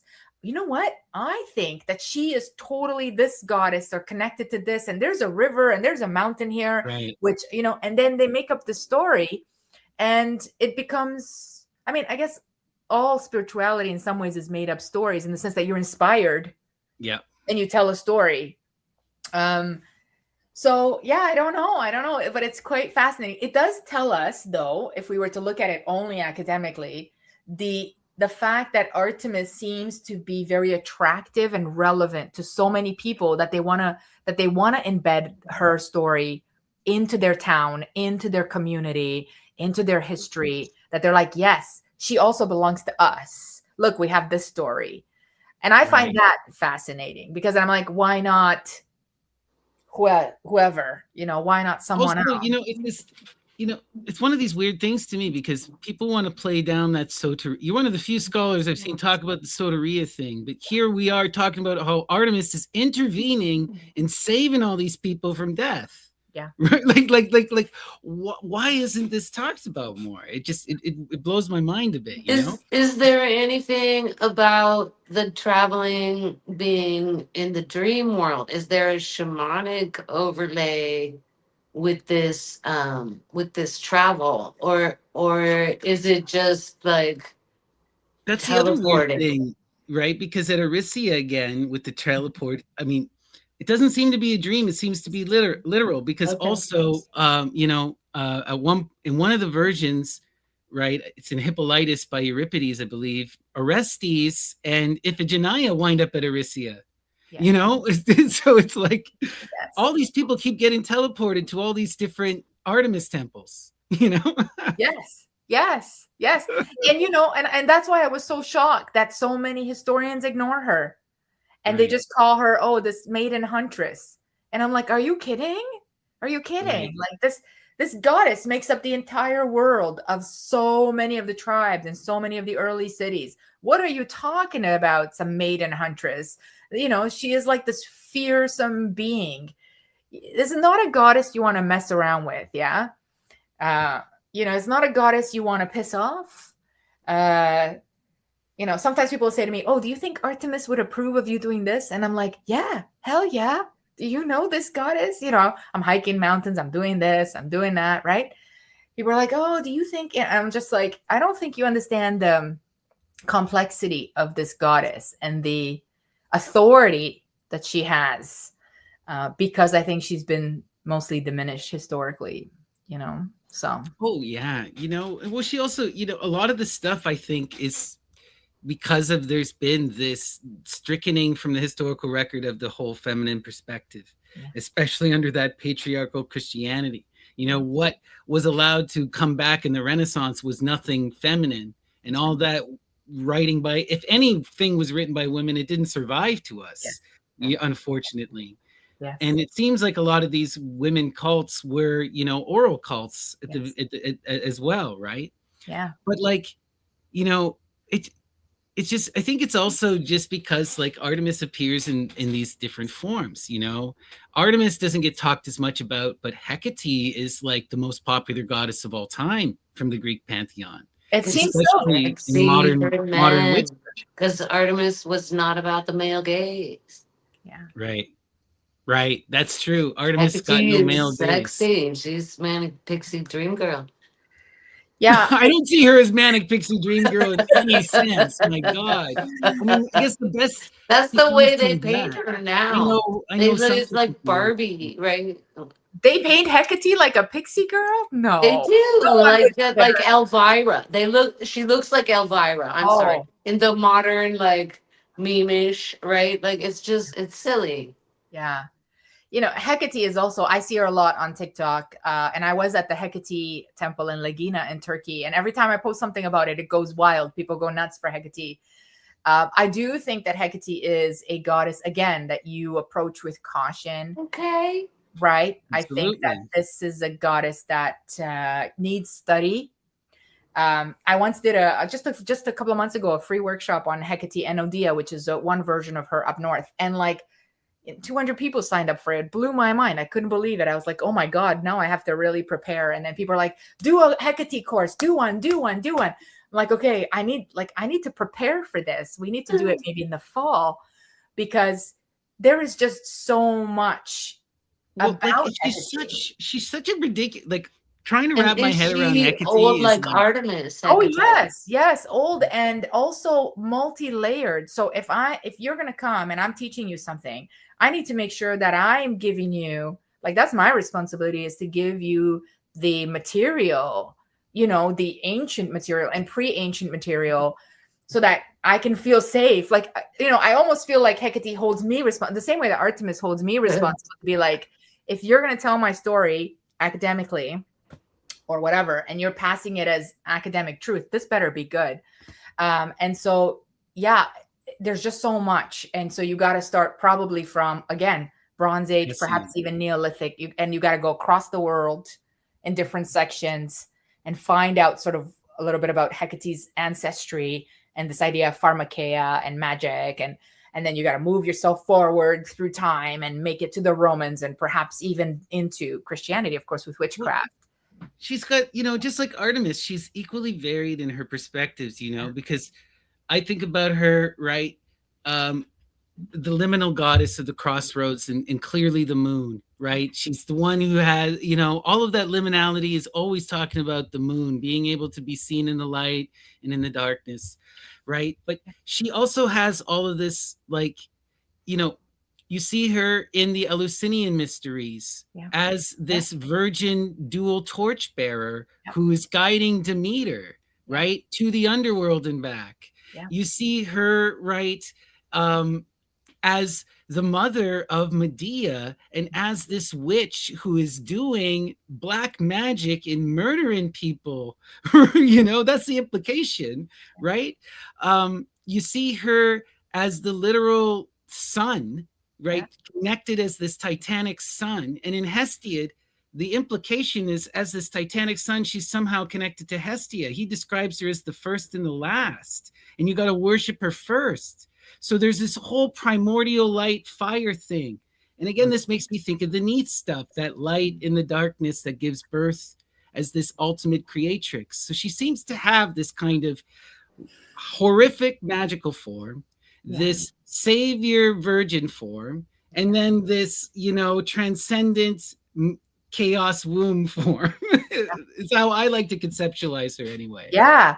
No, she's a heavy goddess. And I would say not a goddess that you would worship alone. You know what I mean? In the sense that there is a lot of demand. Yeah. So for me, Artemis is always, especially lately in my life. But when I was in Corfu, this one time I stayed at one of my friend's places, and she had a home. Her home was at a crossroads in this small flippin' town in Greece. And for some reason, I don't know why, Hecate was just always like in my mind, okay? And calling for some kind of sacrifice, some kind of offering, where I was like, okay, I'm going to go into town. I'm going to buy honey sweets. I promise I'm going to make an offering. And then on the night that I stood like a crazy person, okay, at this crossroads, Greeks are driving by me in their cars, okay? So I just want you to imagine that me as the introvert is now outside at midnight.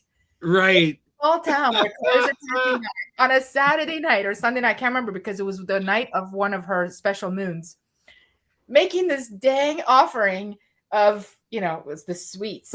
And I was like, am I losing my mind? But the need to make this offering and like leave something there and this night at this time was so powerful. That being said, after that was done and I went inside the house and I was like, okay, I hope you're happy. I would say that carrying the weight of that goddess, so the weight of that entity left in the sense that now I'm back with my boo, Artemis and Hecate. Hecate's around, but you know what I mean? Like holding only Hecate, I think it was too heavy for the ancients. And it would be too heavy even for Well, modern. and her plants, if you take them alone, will kill you. Right. Whereas that's why it's in compounds. Yeah, But wolfbane you and see, for datura, you me, gotta be Carla, nuts. not coming from an academic background, my question when I'm meeting a scholar is yes, but does she actually hear the voice of the muse? And so this story that you tell that would discredit with some people, that's street cred in my world, right? And so I I feel, and you know, you might be hesitant to respond, but I feel though like as we have, you have heard the voice saying rebuild the temple, and you have something that is a vision or a plan for you. And I wonder when in your terms of rebuilding the temple, do you have an architecture in mind? I Do do. you? Yeah. Okay. Yeah. I You know, this is really tough for me. It's become easier over the last couple of years that I've become more and more public and I'm talking more at you know, lectures and different things. But it was very, very difficult in the beginning to speak from a spiritual perspective. I resisted it for a long, long time. And I've talked about this a little bit before, because in the academic sphere, this is not something, it's not something that you would talk about. And you're right, it would not discredit your work because my work is good, but yeah. people would kind of look at you like, meh. Okay. You know, but lately, especially with the whole academic field falling apart and having started my own organization exactly for this reason, so that I can do both academic and spiritual work, it's become easier to talk about it. And yes, I mean, so I have actually right now on my altar, I have because a card, one of the cards that I pull, one of the oracle cards, has the exact sort of temple architecture. And in the visions that I've had, meditations that I've had, I don't know what you want to call them, it's always like a large tholos. So it's always like a large circular, and I have the exact architecture of what I want it to look like. And every now and then I see one or it pops up somewhere. The problem, of course, is that living in our reality is that in order to rebuild a temple, you need funding, right? Yeah. Like for all of us as spiritualists, whoever gets to build temples, like I'm totally in support of that. Like whoever can get that funding, you know, there's got to be some rich pagans out there that are like, hey, you want to do something? Let's do it, right? But whoever gets to build it, in Thessaloniki, for example, there is a modern pagan temple, just outside the city that we tried to visit when we were up there, but they had been getting so much harassment. Yeah. That their gates were closed, and we hadn't told them we were coming because most temples are open to visit, like, you know what I mean? And then they were like, oh, Carla, we didn't know you were anyway. And I was like, sorry, I didn't realize that they were facing such harassment that they had to lock their gates and put up fences around it seems to be a really complicated thing, like in Greece, because like there's Greece, no separation of church and state. Yeah. No separation of church and state, and the culture is very, very orthodox, but there is a strong national pride. So there is this sense that it's Greek, and so these people should be free to do what's Greek. So I think from what I've understood from talking to only a handful of Greek people is that it's tolerated and it's kind of celebrated as a national thing, but as soon as you want to do a religion or get like any kind of government funding or be too public, now the church is after you. Yeah. Now people got a problem. That's satanic all of a sudden. It's Right? true. It's true. And I think they were only free to practice. Pagans have only been free to practice in Greece since 2024. Yeah. Wow. I think they had Because of that case outside Athens. So the guy built a temple on his own property Yeah. and was arrested. And because of that case, they had to change the law. Yeah. Because he had plenty of money to go with it. Yeah. Good for him. Yeah. That's wild though. Yeah. I would love to build it somewhere in Crete, and probably would have to be in the mountains.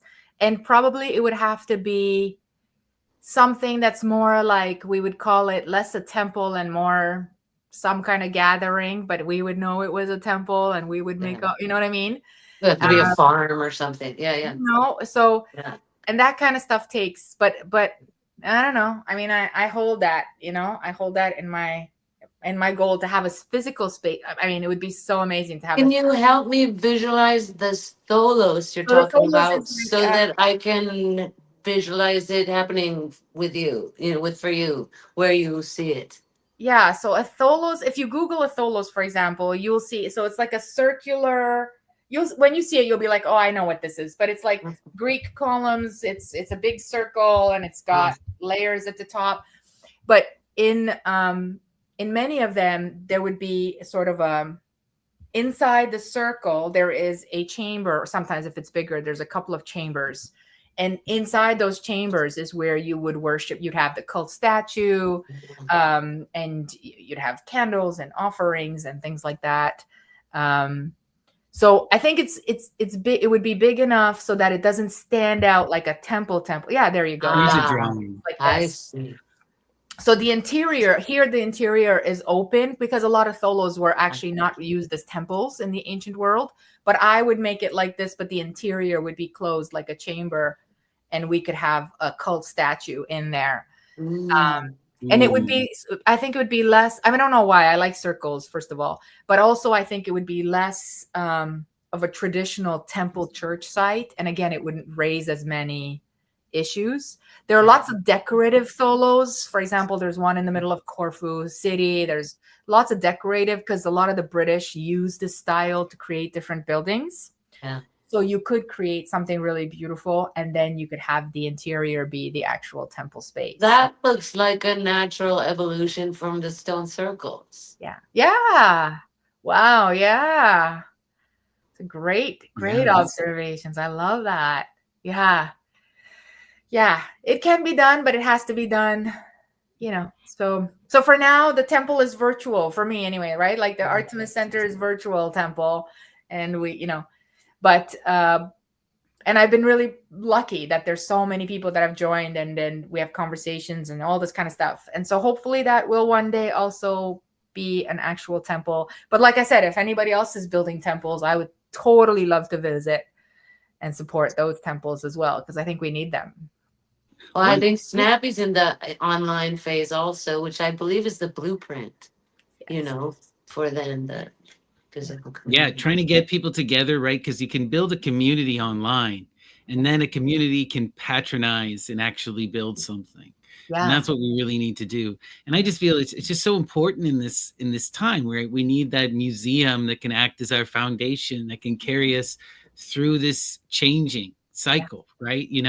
And that's just what I keep thinking, right? I keep thinking about, the ancients were aware of these changing of the cycles, these big shifts and these big moments, and how they survived it was through connecting to their inspired literature, coming together as a community, building these temples that would be the home of education, so that you can have that foundation to carry you through the dark age. And that's kind of what we need. We need to build our temples so that we can educate our children and keep this culture alive through this ever-changing moment. These myths are hard facts. Like, that's another thing I'm confronted with when I travel to the temples is this is the basis of the entirety of Western literature. There's no story that you've ever heard or read that isn't influenced by these, call them archetypes, call them actual people, call them reflections of ourselves, as you wish. They live inside us in some way, Yeah.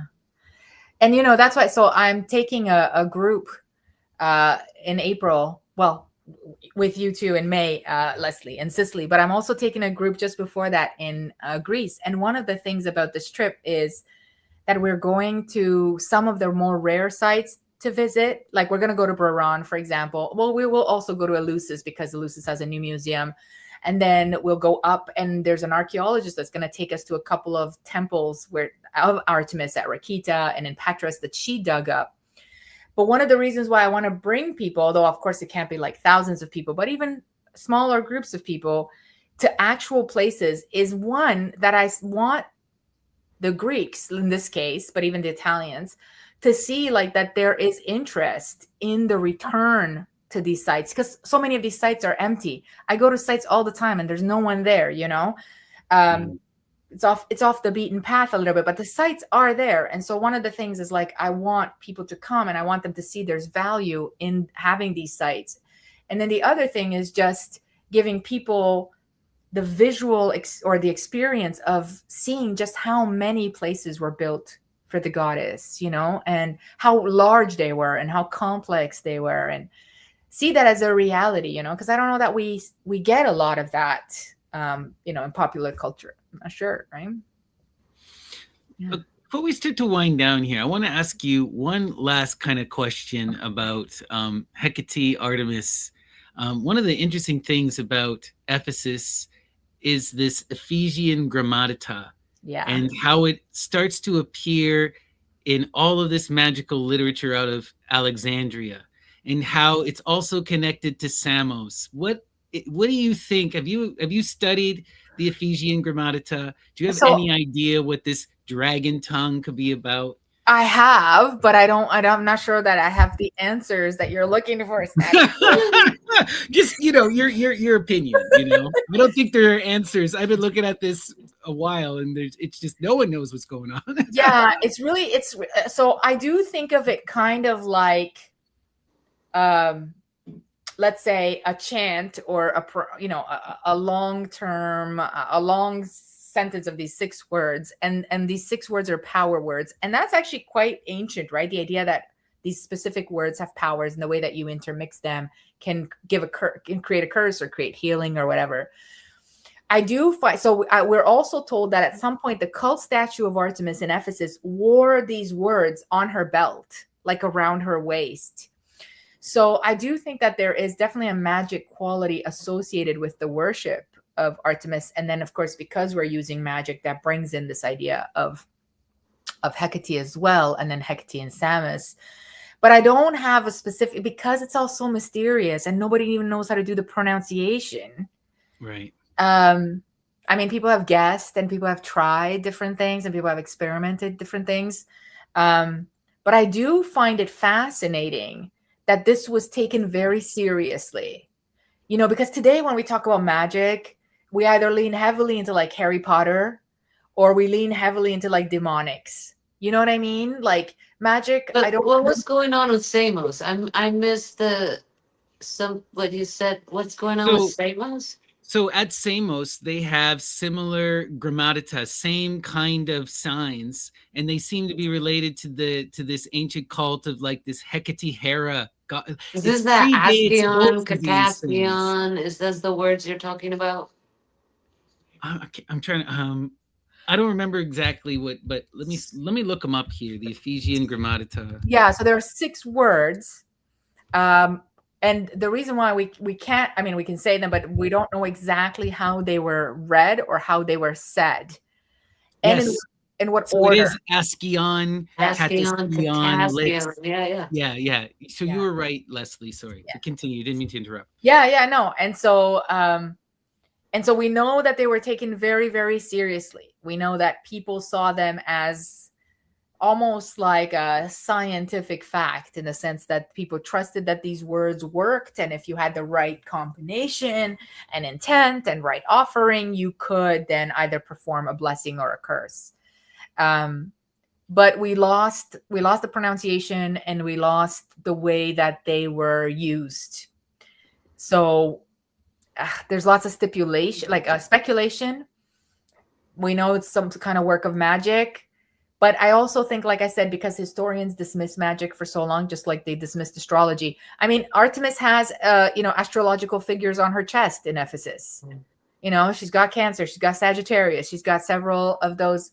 But that was for so long dismissed that it's just now that we're starting to redig in some of that material and see if we can make it make sense from a different perspective.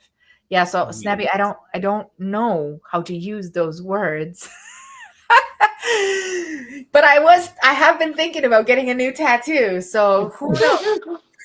Well, and this is, it's, I mean, there's all this speculation, but in the occulted community, the general consensus is that this is some kind of ancient Pelasgian magical phrase. And this is kind of like that proto language of the birds, right? This is the secret of the goddess Phoebe. This is that divinatory spellcraft. This is what allows you to see the threads of time and space. Some people even were talking about, you get all this stuff with the muse, right? When you get into that deep muse magic, you have all this stuff about, especially in the Roman, cutting out the tongue, going into this divine madness where you are no longer speaking but babbling. And then the muse is called the babbling brook. And there's all this stuff about entering into this ecstatic stuff. So I think that maybe this could be also related to some kind of speaking in tongues, related to that kind of ecstatic thing. Yeah. But I think it's probably some kind of earlier, we see this often with magic in general, right? Where it once was a real phrase or a name, like an animal name or something that was terrifying, the name of a god of the dead. But then it becomes obscured and occulted and occulted and occulted and occulted. And all we know about it is that it's powerful, right? Like we see this with the word bear. We don't know what the original word for bear is. Bear means the brown one. It's an occulted way to avoid calling down the wrath of the bear upon you. I don't know, but it's interesting to speculate, right? I like it. I mean, it's the way that you think, in 5,000 years from now, somebody comes across abracadabra or I don't know, supercalifragilisticexpialidocious kind of thing. Like, words that seem nonsensical in translation, but yet in the context, you would have understood it had you been at that time. So I think like Catholics continue to recite in a Latin they no longer understand as well. Right. Or it could be like the Seder Square where, it seems to be a pun. It seems to be a pun and it seems to be about the changing of the cycles and the seasons. So it's something that the average person would have taken for granted. That's right. You just accept it and understand it, but like to us who have lost that context now, we're going like this, like what the hell, right? Yes. Yes. Yeah, I agree with you. I think that's exactly how it is.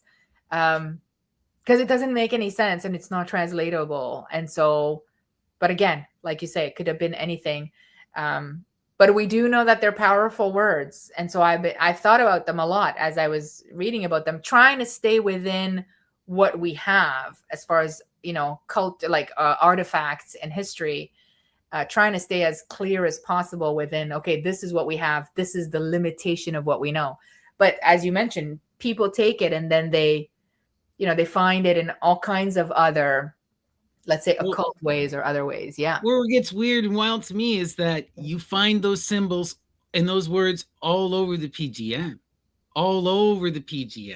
right? And then you find them even they continue well into the Christian grimoire tradition, where surprising, where they're just, but by that point now they're just little graphics. They're inside these sigils and stuff, Yeah. But when you're looking at these pictures, the pictogram is still the same ones, it's like. So you're saying that these words were used for any intention whatsoever, so that they're old enough to be pre-moral? We don't know. So, for example, like we don't find them in Athens in the same way. Like, so they're not med-wide, but yet they seem to be ancient and predate sort of the Ephesian tradition. They come from somewhere and anywhere in the neighboring areas as well, especially in Anatolia. So they're a bit of a mystery. They've really puzzled historians. But you mentioned to potentize a blessing or a curse. So this is what we think. Yeah, that they are some kind of a magic spell word or a combination of words. There's some arguments that words could be switched around to create different intentions. But again, speculation. And they're not translatable like in something that would make sense as a sentence or something. So, but there are like curses with them on it and healing, like, so they are like written in things that tell us that either the intention was good or bad, or the intention was some kind of, so we know that they were used magically, whatever that meant to the ancient Ephesians, right? So we know there are power words, we just don't know exactly like how to make them work. Yeah. It's really wild, and it gets into this kind of wild speculation. So and people try to make them work. People experiment all kinds of things, and some people say that they work for them. Some people say they figured out how to say them and how to even say them out loud. There's lots of that around. I mean, oh yeah, there's so much of the, you get all these people who are recreating the Orphic hymns, who are going back to the PGM, and who are claiming to have all kinds of success with this, and so I often think that it isn't even so much about the translation so much as it's about the image of the word as an image. It's, it brings you into something occulted and magical. The fact that it's obscured is its power, and it's an ancestral totem. It's a connection that takes you to this primordial time that we've lost. For all I know, it could be literally the chattering of the birds. Often we know this in the for example, in the Sanskrit tradition, there are some magical words that are literally that, and there's this deep connection to this idea of the bird song and the birds having this spirit of the gods. We see that with Orpheus, for example, and with Medea. They both have the bird song. And there's all this weird stuff too. I wanted to ask you, in the magic, right? There seems to be, it's at the center of the whole Median story. And you see this also in Aristophanes' Clouds. But there's this kind of real horrific love magic, Aphrodite magic, where you bind the virgin with the yonks, the jinx bird, and then you get to have her. But this also seems to be the power that makes one a god. It seems to be all over the Solomonic tradition. Have you looked into this or saw this? What are your thoughts about that virgin power and having to control this Basileia? Like, they say that's where Zeus gets his power from in Clouds. Like, he abducts Hera. Yes. Yeah, I have looked into it a little bit, not extensively, but I think that's mostly because I think that's a later patriarchal obsession with the virginity. I think it's I think it's because the ancient Greeks didn't think about virginity, as in the way that we think about it. We didn't think about the hymen as a virginity. There may be something to purity. That's old magic too, this idea of purity. So I feel like over time, this concept of virginity as power for women, women having some kind of power as virgins that is then kidnapped or taken from them. I think that's later male fantasy and like powerful male fantasy. I'm not sure that, let's say, every Greek or every Roman thought about these things. They probably didn't care as much, but I think powerful men who wrote stuff, or creative men who wrote stuff, use this technique to write this sort of potency story. But you see it all over, just meant like unmarried story, and then the grimoires, right? You see it, and Ovid talks about it as like the worst thing you can do is this kind of junks magic. So there's kind of it brings out this kind of also, there seems to be there's this obsession with the abduction of the virgins. Herodotus begins his history saying, like, this is how the history of the universe begins. The Oracle of Delphi, she had to be a teenager, and she had to be also a little bit crazy, because the teenage girls are terrifying. They're terrifying to me. I don't want to be left alone with them. They're brutal, and they see the truth, and they tear you down, and that is the way they are. And so I do believe there is something holy about an adolescent girl, especially when the tongue gets loose. You know. Well, and they don't just celebrate the virgin girl. That we have Ganymede and Yeah. Hebe, right? And that gets into all kinds of other weird creepiness. But that is equally there, even almost to a greater point, like Plato and Phaedrus celebrating man-boy love is like the pinnacle, and that influences that whole Christian tradition.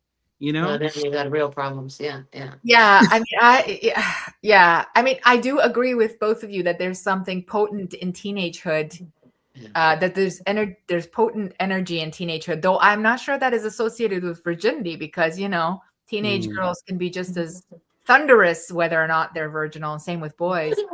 It's that time period. So I do agree with you there that there's probably that we've been noticing since the beginning of humanity that a certain age has certain power, just like elderhood has certain power as well. But yeah, I do think as we move forward through time, the focus on the youth of it all becomes more of that patriarchal obsession. Do you know what I mean? And the coveting of it, right? The consumption of it rather than the celebration of it becomes more I don't know, almost a little depraved as we move forward through time. Well, and doesn't it just mean unmarried? Like the Virgin Mary and Artemis being millions of years old and they're still called virgins. It doesn't mean that they're 14. It means that they didn't get married. Yes. Originally, virgin means not married and like committed, like a virginal priestess. It means that she is committed to the god or the goddess, right? Like there is already no one else in her life, and she's dedicated herself. But it has nothing to do with the actual hymen, virginity or sexual anything, intimacy. But like we've I feel like also we've lost a lot of the context. But this kind of Aphroditic magic is considered the worst thing in the Greek world, right? It causes the whole war with Helen. It causes the whole story with Medea. It's like the big problem is these men trying to dominate and usurp power. It's not going to work. Hey, what's happening? Who's writing these stories, though? I know. That's right? True. Like, Euripides is not the coolest guy, No, he's not. Far from it. Far from it. Guy. No, far from it, Right. And he also like one of the things that Ammon showed me that blew my mind is in the Scholia of John Tzetzes. There's a passage where he talked about Medea, where it says that he's paid off by the Corinthians to satirize Medea because the Corinthians were saying that people were constantly blaming them for murdering Medea's children, because in the earliest versions, they kill the children after she burns the city down and takes off. Yeah, makes sense. So they paid him to change it, and he accepted the money. And that now we get this version where she's this monster who murders her kids, and that's nowhere in the original story. Yeah. And he doesn't explain how we managed to get the word medicine or the word mediumship from her name. No. Yeah, that's right. No. That's right. That's what I'm saying. So I think that's the limitation of history. Number one, that we have a few men writing, not even all the men writing, okay? But we have a few men writing. Well, okay, what survived is what I mean, right? Because probably lots of people were writing at the time. Men and women were probably writing. But what survived is a few men writing. So we get to see only their bias and their political inclinations and their, ideas. So so it becomes complicated to really think of that as actual ancient values, because it's really just and they're writing for entertainment, right? Yeah, this is where it gets weird. Okay, so like one of the big eye-opening things that I read when I started to read it critically was Aristophanes' Clouds, and this is where you get a lot of this weird magic stuff, because he's satirizing magic and this Aphrodite stuff, right? And we see this on full display because so you have the trusty friend Piscatorus. He goes off to find Tereus, the guy who can teach him the magic of the birds. But who's Tereus? He's that horrific king who is raping Philomel and who has his baby fed to him. And then he's turned into a bird. So like there's this horrific backstory that all of the Greek world would have known. But if you're just reading Clouds and you don't know who Tyrius, you don't know Tyrius as this horrific, awful black magician, right? Then you don't get that context. But that's who the friend is going to and learning this magic to convince the spirits to support him to overthrow Zeus. Yeah. And how does he overthrow Zeus? He imprisons Hera. He steals her from Zeus. And then he makes himself king. That's how the story ends. It's so ridiculous. I mean, it's a Hollywood movie, right? Like you have to entertain your audience. People pay tickets to see this. And I think the mistake for many of us, or certainly the mistake for early historians, is that sometimes they translate this as fact. Like they forget to point out, this is a movie. Yeah. Like if we were judged by our movies today, in 2,000, 3,000 years, people be like, oh, wow. So you guys really worship this guy, Superman. And then this guy, Batman was, and you'd be sitting there going, what are you talking about, dude? This is a movie. But so I think that's important for us sometimes to talk about the fact that these were pieces of entertainment. And unfortunately, it's a lot of all that we have. But so it's a movie about an oral tradition that everybody in the original audience would have known about. But for us, it's the only remaining window onto that oral tradition. That's right. Is that what you're saying? That's what I'm saying. And there were more things written. There were thousands of things written. I mean, the Library of Alexandria alone had, I mean, so, and we have this idea, oh, women didn't write or everyday people didn't write. We don't know that. We don't know that. We certainly women wrote because Socrates' teacher is a woman, so clearly she was educated and wrote. But I think people wrote. I don't think illiteracy was quite as wide as we think. Not that it wasn't. Like we've made some assumptions about the past that seem to be a bit more like trigger made rather than let's really look and try to calculate. If 10 people are writing and we do some kind of data collection, then probably 500 people were writing and we're missing, so there were probably lots of, Cicero, in the 2nd century, he talks about everybody's writing a book and children are disrespectful to their parents. And this is the most annoying time of all. If you take that quote, sounds like you could write that to right, that's today, what I'm right? now. Taking that quote and put that on social media, and then you get all these comments with people going, yes, it's true, it's true, it's true. And then the author or the OP goes, yeah, that's Cicero 2,000 years ago, So people are like, holy crap, not much has changed. So if you're saying everyone's writing a book, even if he's just talking about men, although I'm sure there were some women, still imagine how much we've lost. Like people, people like to write, people wrote letters, people, had all kinds of stuff, but we don't have that. So no, we don't have it. And, also we got to remember too, just because they were an oral tradition doesn't mean that they didn't have a complicated culture that was advanced, that they were memorizing, right? That they were keeping. Like we forget a lot. Like one of the things that blew my mind when I started to read about how, like when you're looking at the early people, when they were studying Homer, right? Homer was something that you would memorize and then recite. But one of the powers about Homer, and that got lost after, the philosophers denigrated the poems, was that all these people would use it as like a way to encode their work. So it's like, while I'm doing this, I'm singing Homer. And then I teach this to my apprentice. You sing Homer in this pattern, and then you can do this. So there's all of this occulted ways to read these, so it's hard for us. Like it's such a struggle to read Homer now because you get so much other stuff in there because he's trying to write for this expansive audience that's using this oral literature to define their lives. Everyone has this memorized. Everyone can sing this, and we all can talk to each other through it, you know? Exactly. And, you remind me of like the curses that we find on the walls on Pompeii. People are shocked by how much sort of satire and dark humor is in some of these curses, the way they insult each other and how they use different poems and different things to insult each other. Like, so Italians are still, they're so great at that Italian insult. Nobody insults it like the Italians. Is incredible.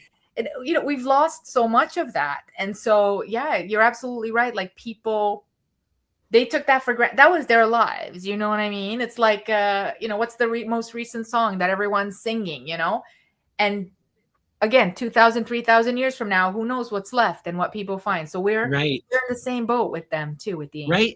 And like it's like people have always been as critical too, and people has always seen, all of the complexities of religion and all the spirituality stuff, Like one of the things I remember that was mind-blowing to me was reading Lucian and seeing him satirize Christianity. He has this really good story. He has a book called A True Story, where it's largely considered to be the first science fiction story, but it's a collection of these people go to the ends of the earth, they pass through the pillars of Heracles, and they find themselves in space, and they go to the moon, and they meet up with these aliens on the moon who are all men, and they give birth through their thighs. It's absolutely ridiculous. After that, though, they fall down into the ocean, and what happens? They get swallowed by a whale, and they hang out in a whale, and there's a whole civilization in the whale, and they're making fun. There's all these comments about how they're desert people who live inside the, like Lucian is mocking the Bible, right? And he's using this as a basis for his satire. Right. But when you read Lucian, he's of a long line of cynical writers, and they're constantly doing this, satirizing and making fun of their own myths.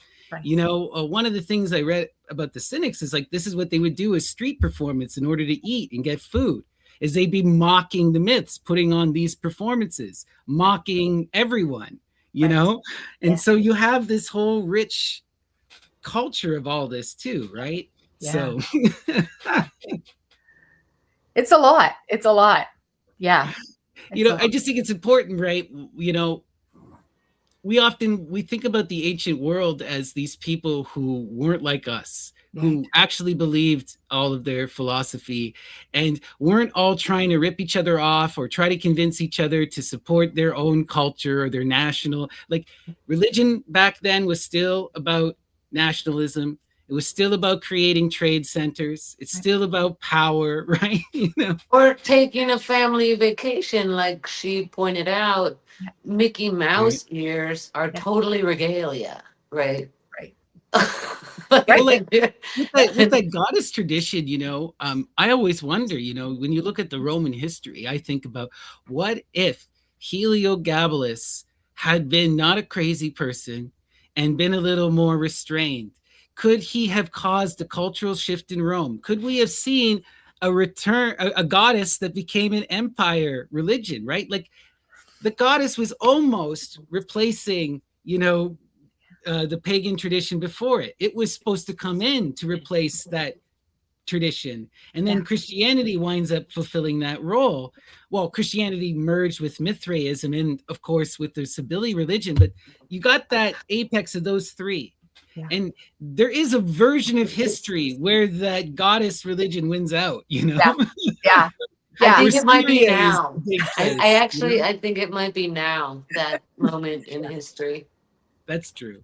Because it's just that patriarchy has exhausted itself and humiliated itself, and they're just so mean, and everybody's sick of it. Yeah. We're on this moment now where the brazenness of patriarchy is on full display, where the myths that have powered our entire Western world have crumbled, and everyone just sees the piracy for what it is. Like, how can you look at that naked patriarchy and just contempt for anything woman and think that this is okay? Right? Yeah. And I'm really glad that people are coming to the goddess either to learn academically or they feel called spiritually, across the board, across biology, gender, etc., even religious, perspectives, but they're still attracted to the goddess, because I think that is the final sort of break in patriarchy is going to be when we all realize that actually none of this is working for us. It's working for like 5 people. And there may be some other ways that we can figure out how to move forward. And that's really exciting. I think, every day I'm reminded that actually we're closer. Sometimes I will do like, this winter, for example, I'll say stuff to my students. And I think about 10 years ago when I taught the same course, I would say something to my students and they'd be like, and now I say stuff to them that I think is very liberal or very progressive or very, challenging history. And they just look at me and they're like, okay, yeah, go on. And I'm like, you guys don't actually realize how much change is happening because your reaction to I can see it because I've been doing it like this. You're just here and you're open to change. Like you're open to hearing about this. And so that's very exciting for me because it's like every day we're moving, even though it looks like they keep trying to bash us. And there are a lot of devastating things happening, heartbreaking things happening. But at the same time, there's this push towards something else. Like, let's build something else. Let's move towards something. And that gives us a lot of hope in a time when we really need it, And yeah, I mean, you give us a lot of hope. Seeing someone who's actually going out there, who's talking about building temples, who wants to move back to Crete, who's mapping this stuff out, that's beautiful. It's a small thing, but it's an important inspiring. thing. Yeah, it's inspiring. Thank you. Do you have any final questions, Leslie, for our dear guest here? I don't think so. I think she covered everything. That's okay. Yeah, you're able to handle all our nerdy questions. I love it. Really, really, really appreciate you. I love it. I love it. It's so much fun to talk about this and to just have discussions where we can just go all ways, Right. everywhere it takes. Because it's also, everything is so interconnected. And so you could really see that. Yeah. Absolutely. And, we appreciate you in that approach that you take to the goddess. That's something that's so refreshing in academia, especially anything related to religion studies nowadays, So everyone should make sure to go check out Carla's 2 books here. The first one, She Who Hunts, is great. This really gets into the goddess as the mistress of the wilderness, goes back to ancient Egypt. And it was a lot of fun to read. And then, of course, she has her second book here that's more recent, and this is She Who Endures, which is all about the goddess at Ephesus and connects to the Cybele cult, and you talk about why you think they're separate. You get into all that Christian wildness, and you get a lot more personal in this book and tell us your story going back to Romania and stuff. So it's a really, really fantastic read. People, please go support Dr. Carla. Go check out her books. You can get it for dirt cheap if you get it on the Kindle. It's only like $10, And I got it on the Kindle, and she has all of the sources in the text, so you can just search them, find them on Topos Text, and read along. And also make sure you check out her work with the Goddess Project. You have a YouTube, Instagram, and TikTok, right? And you're always putting on courses. Do you have any courses or anything that you want to promote? So I do. I have a course coming up in February on the Mistress of Animals and Patnia Theron. So we're going to do 6 weeks. It's online on Saturdays. And then I do this Year of the Goddess where there's one workshop a month. And our workshop for February is Kibele. And that one, what I do is I like to bring a lot of the artifacts that I find in museums because I want to use a platform to share all these things that are in museums that we don't get to see and that are not on Google. But I've seen so many artifacts, guys, like so many artifacts. I feel like I need like years to share them with, and this is why social media is just so important because I get to share so much of that with you all. Because I do think that exposure to seeing the artifacts and the archaeology is, again, something that is sort of held back from us. You look up a goddess and you see like the same 10 images. And then I go to museums and I'm like, holy crap, there's all these other images of the goddess. Let's talk about it, And that's not anyone's fault. I think it's just access, and a lot of museums, for example, in Greece, don't post their stuff online. They don't even have an online presence half the time. Right. But when you go there and you go through their stuff and you're like, holy crap, I really enjoy sharing that with people, and people are like, this is so cool. And I'm like, oh, thank you. You like this too. That's good. I think also like with the gods, so much of our iconography either comes from film and video games or comes from like Victorian art, and like that is so modern. And like you got this one very limited perspective here, so everyone thinks of Diana as that one in the white dress with the little boots running with the deer. And it's like, No. Yeah, sometimes she's this winged goddess with the animals around her, with these bows and arrows in her hand, going crazy. You know? Right. That's right. That's right. Yeah. And I think also because then people say, oh, well, it's more believable because now you have this tangible thing where you're like, Mm. see, it's not just this, it's all of these things as well. So that's really exciting. Yeah. Yeah. Yeah. Well, thank you so much, Carla, for sharing with us. This was so much fun. Thank Make you sure you guys. check out the Goddess Project. All Yes. right. Any final words, Leslie, for our audience? No, thank you so much for coming. Thanks. Thanks for having Thank you, me. guys. Thank you all. Thank you all you guys that are live. Thank you. All right. Much love, everyone. Take Thanks. care. Peace.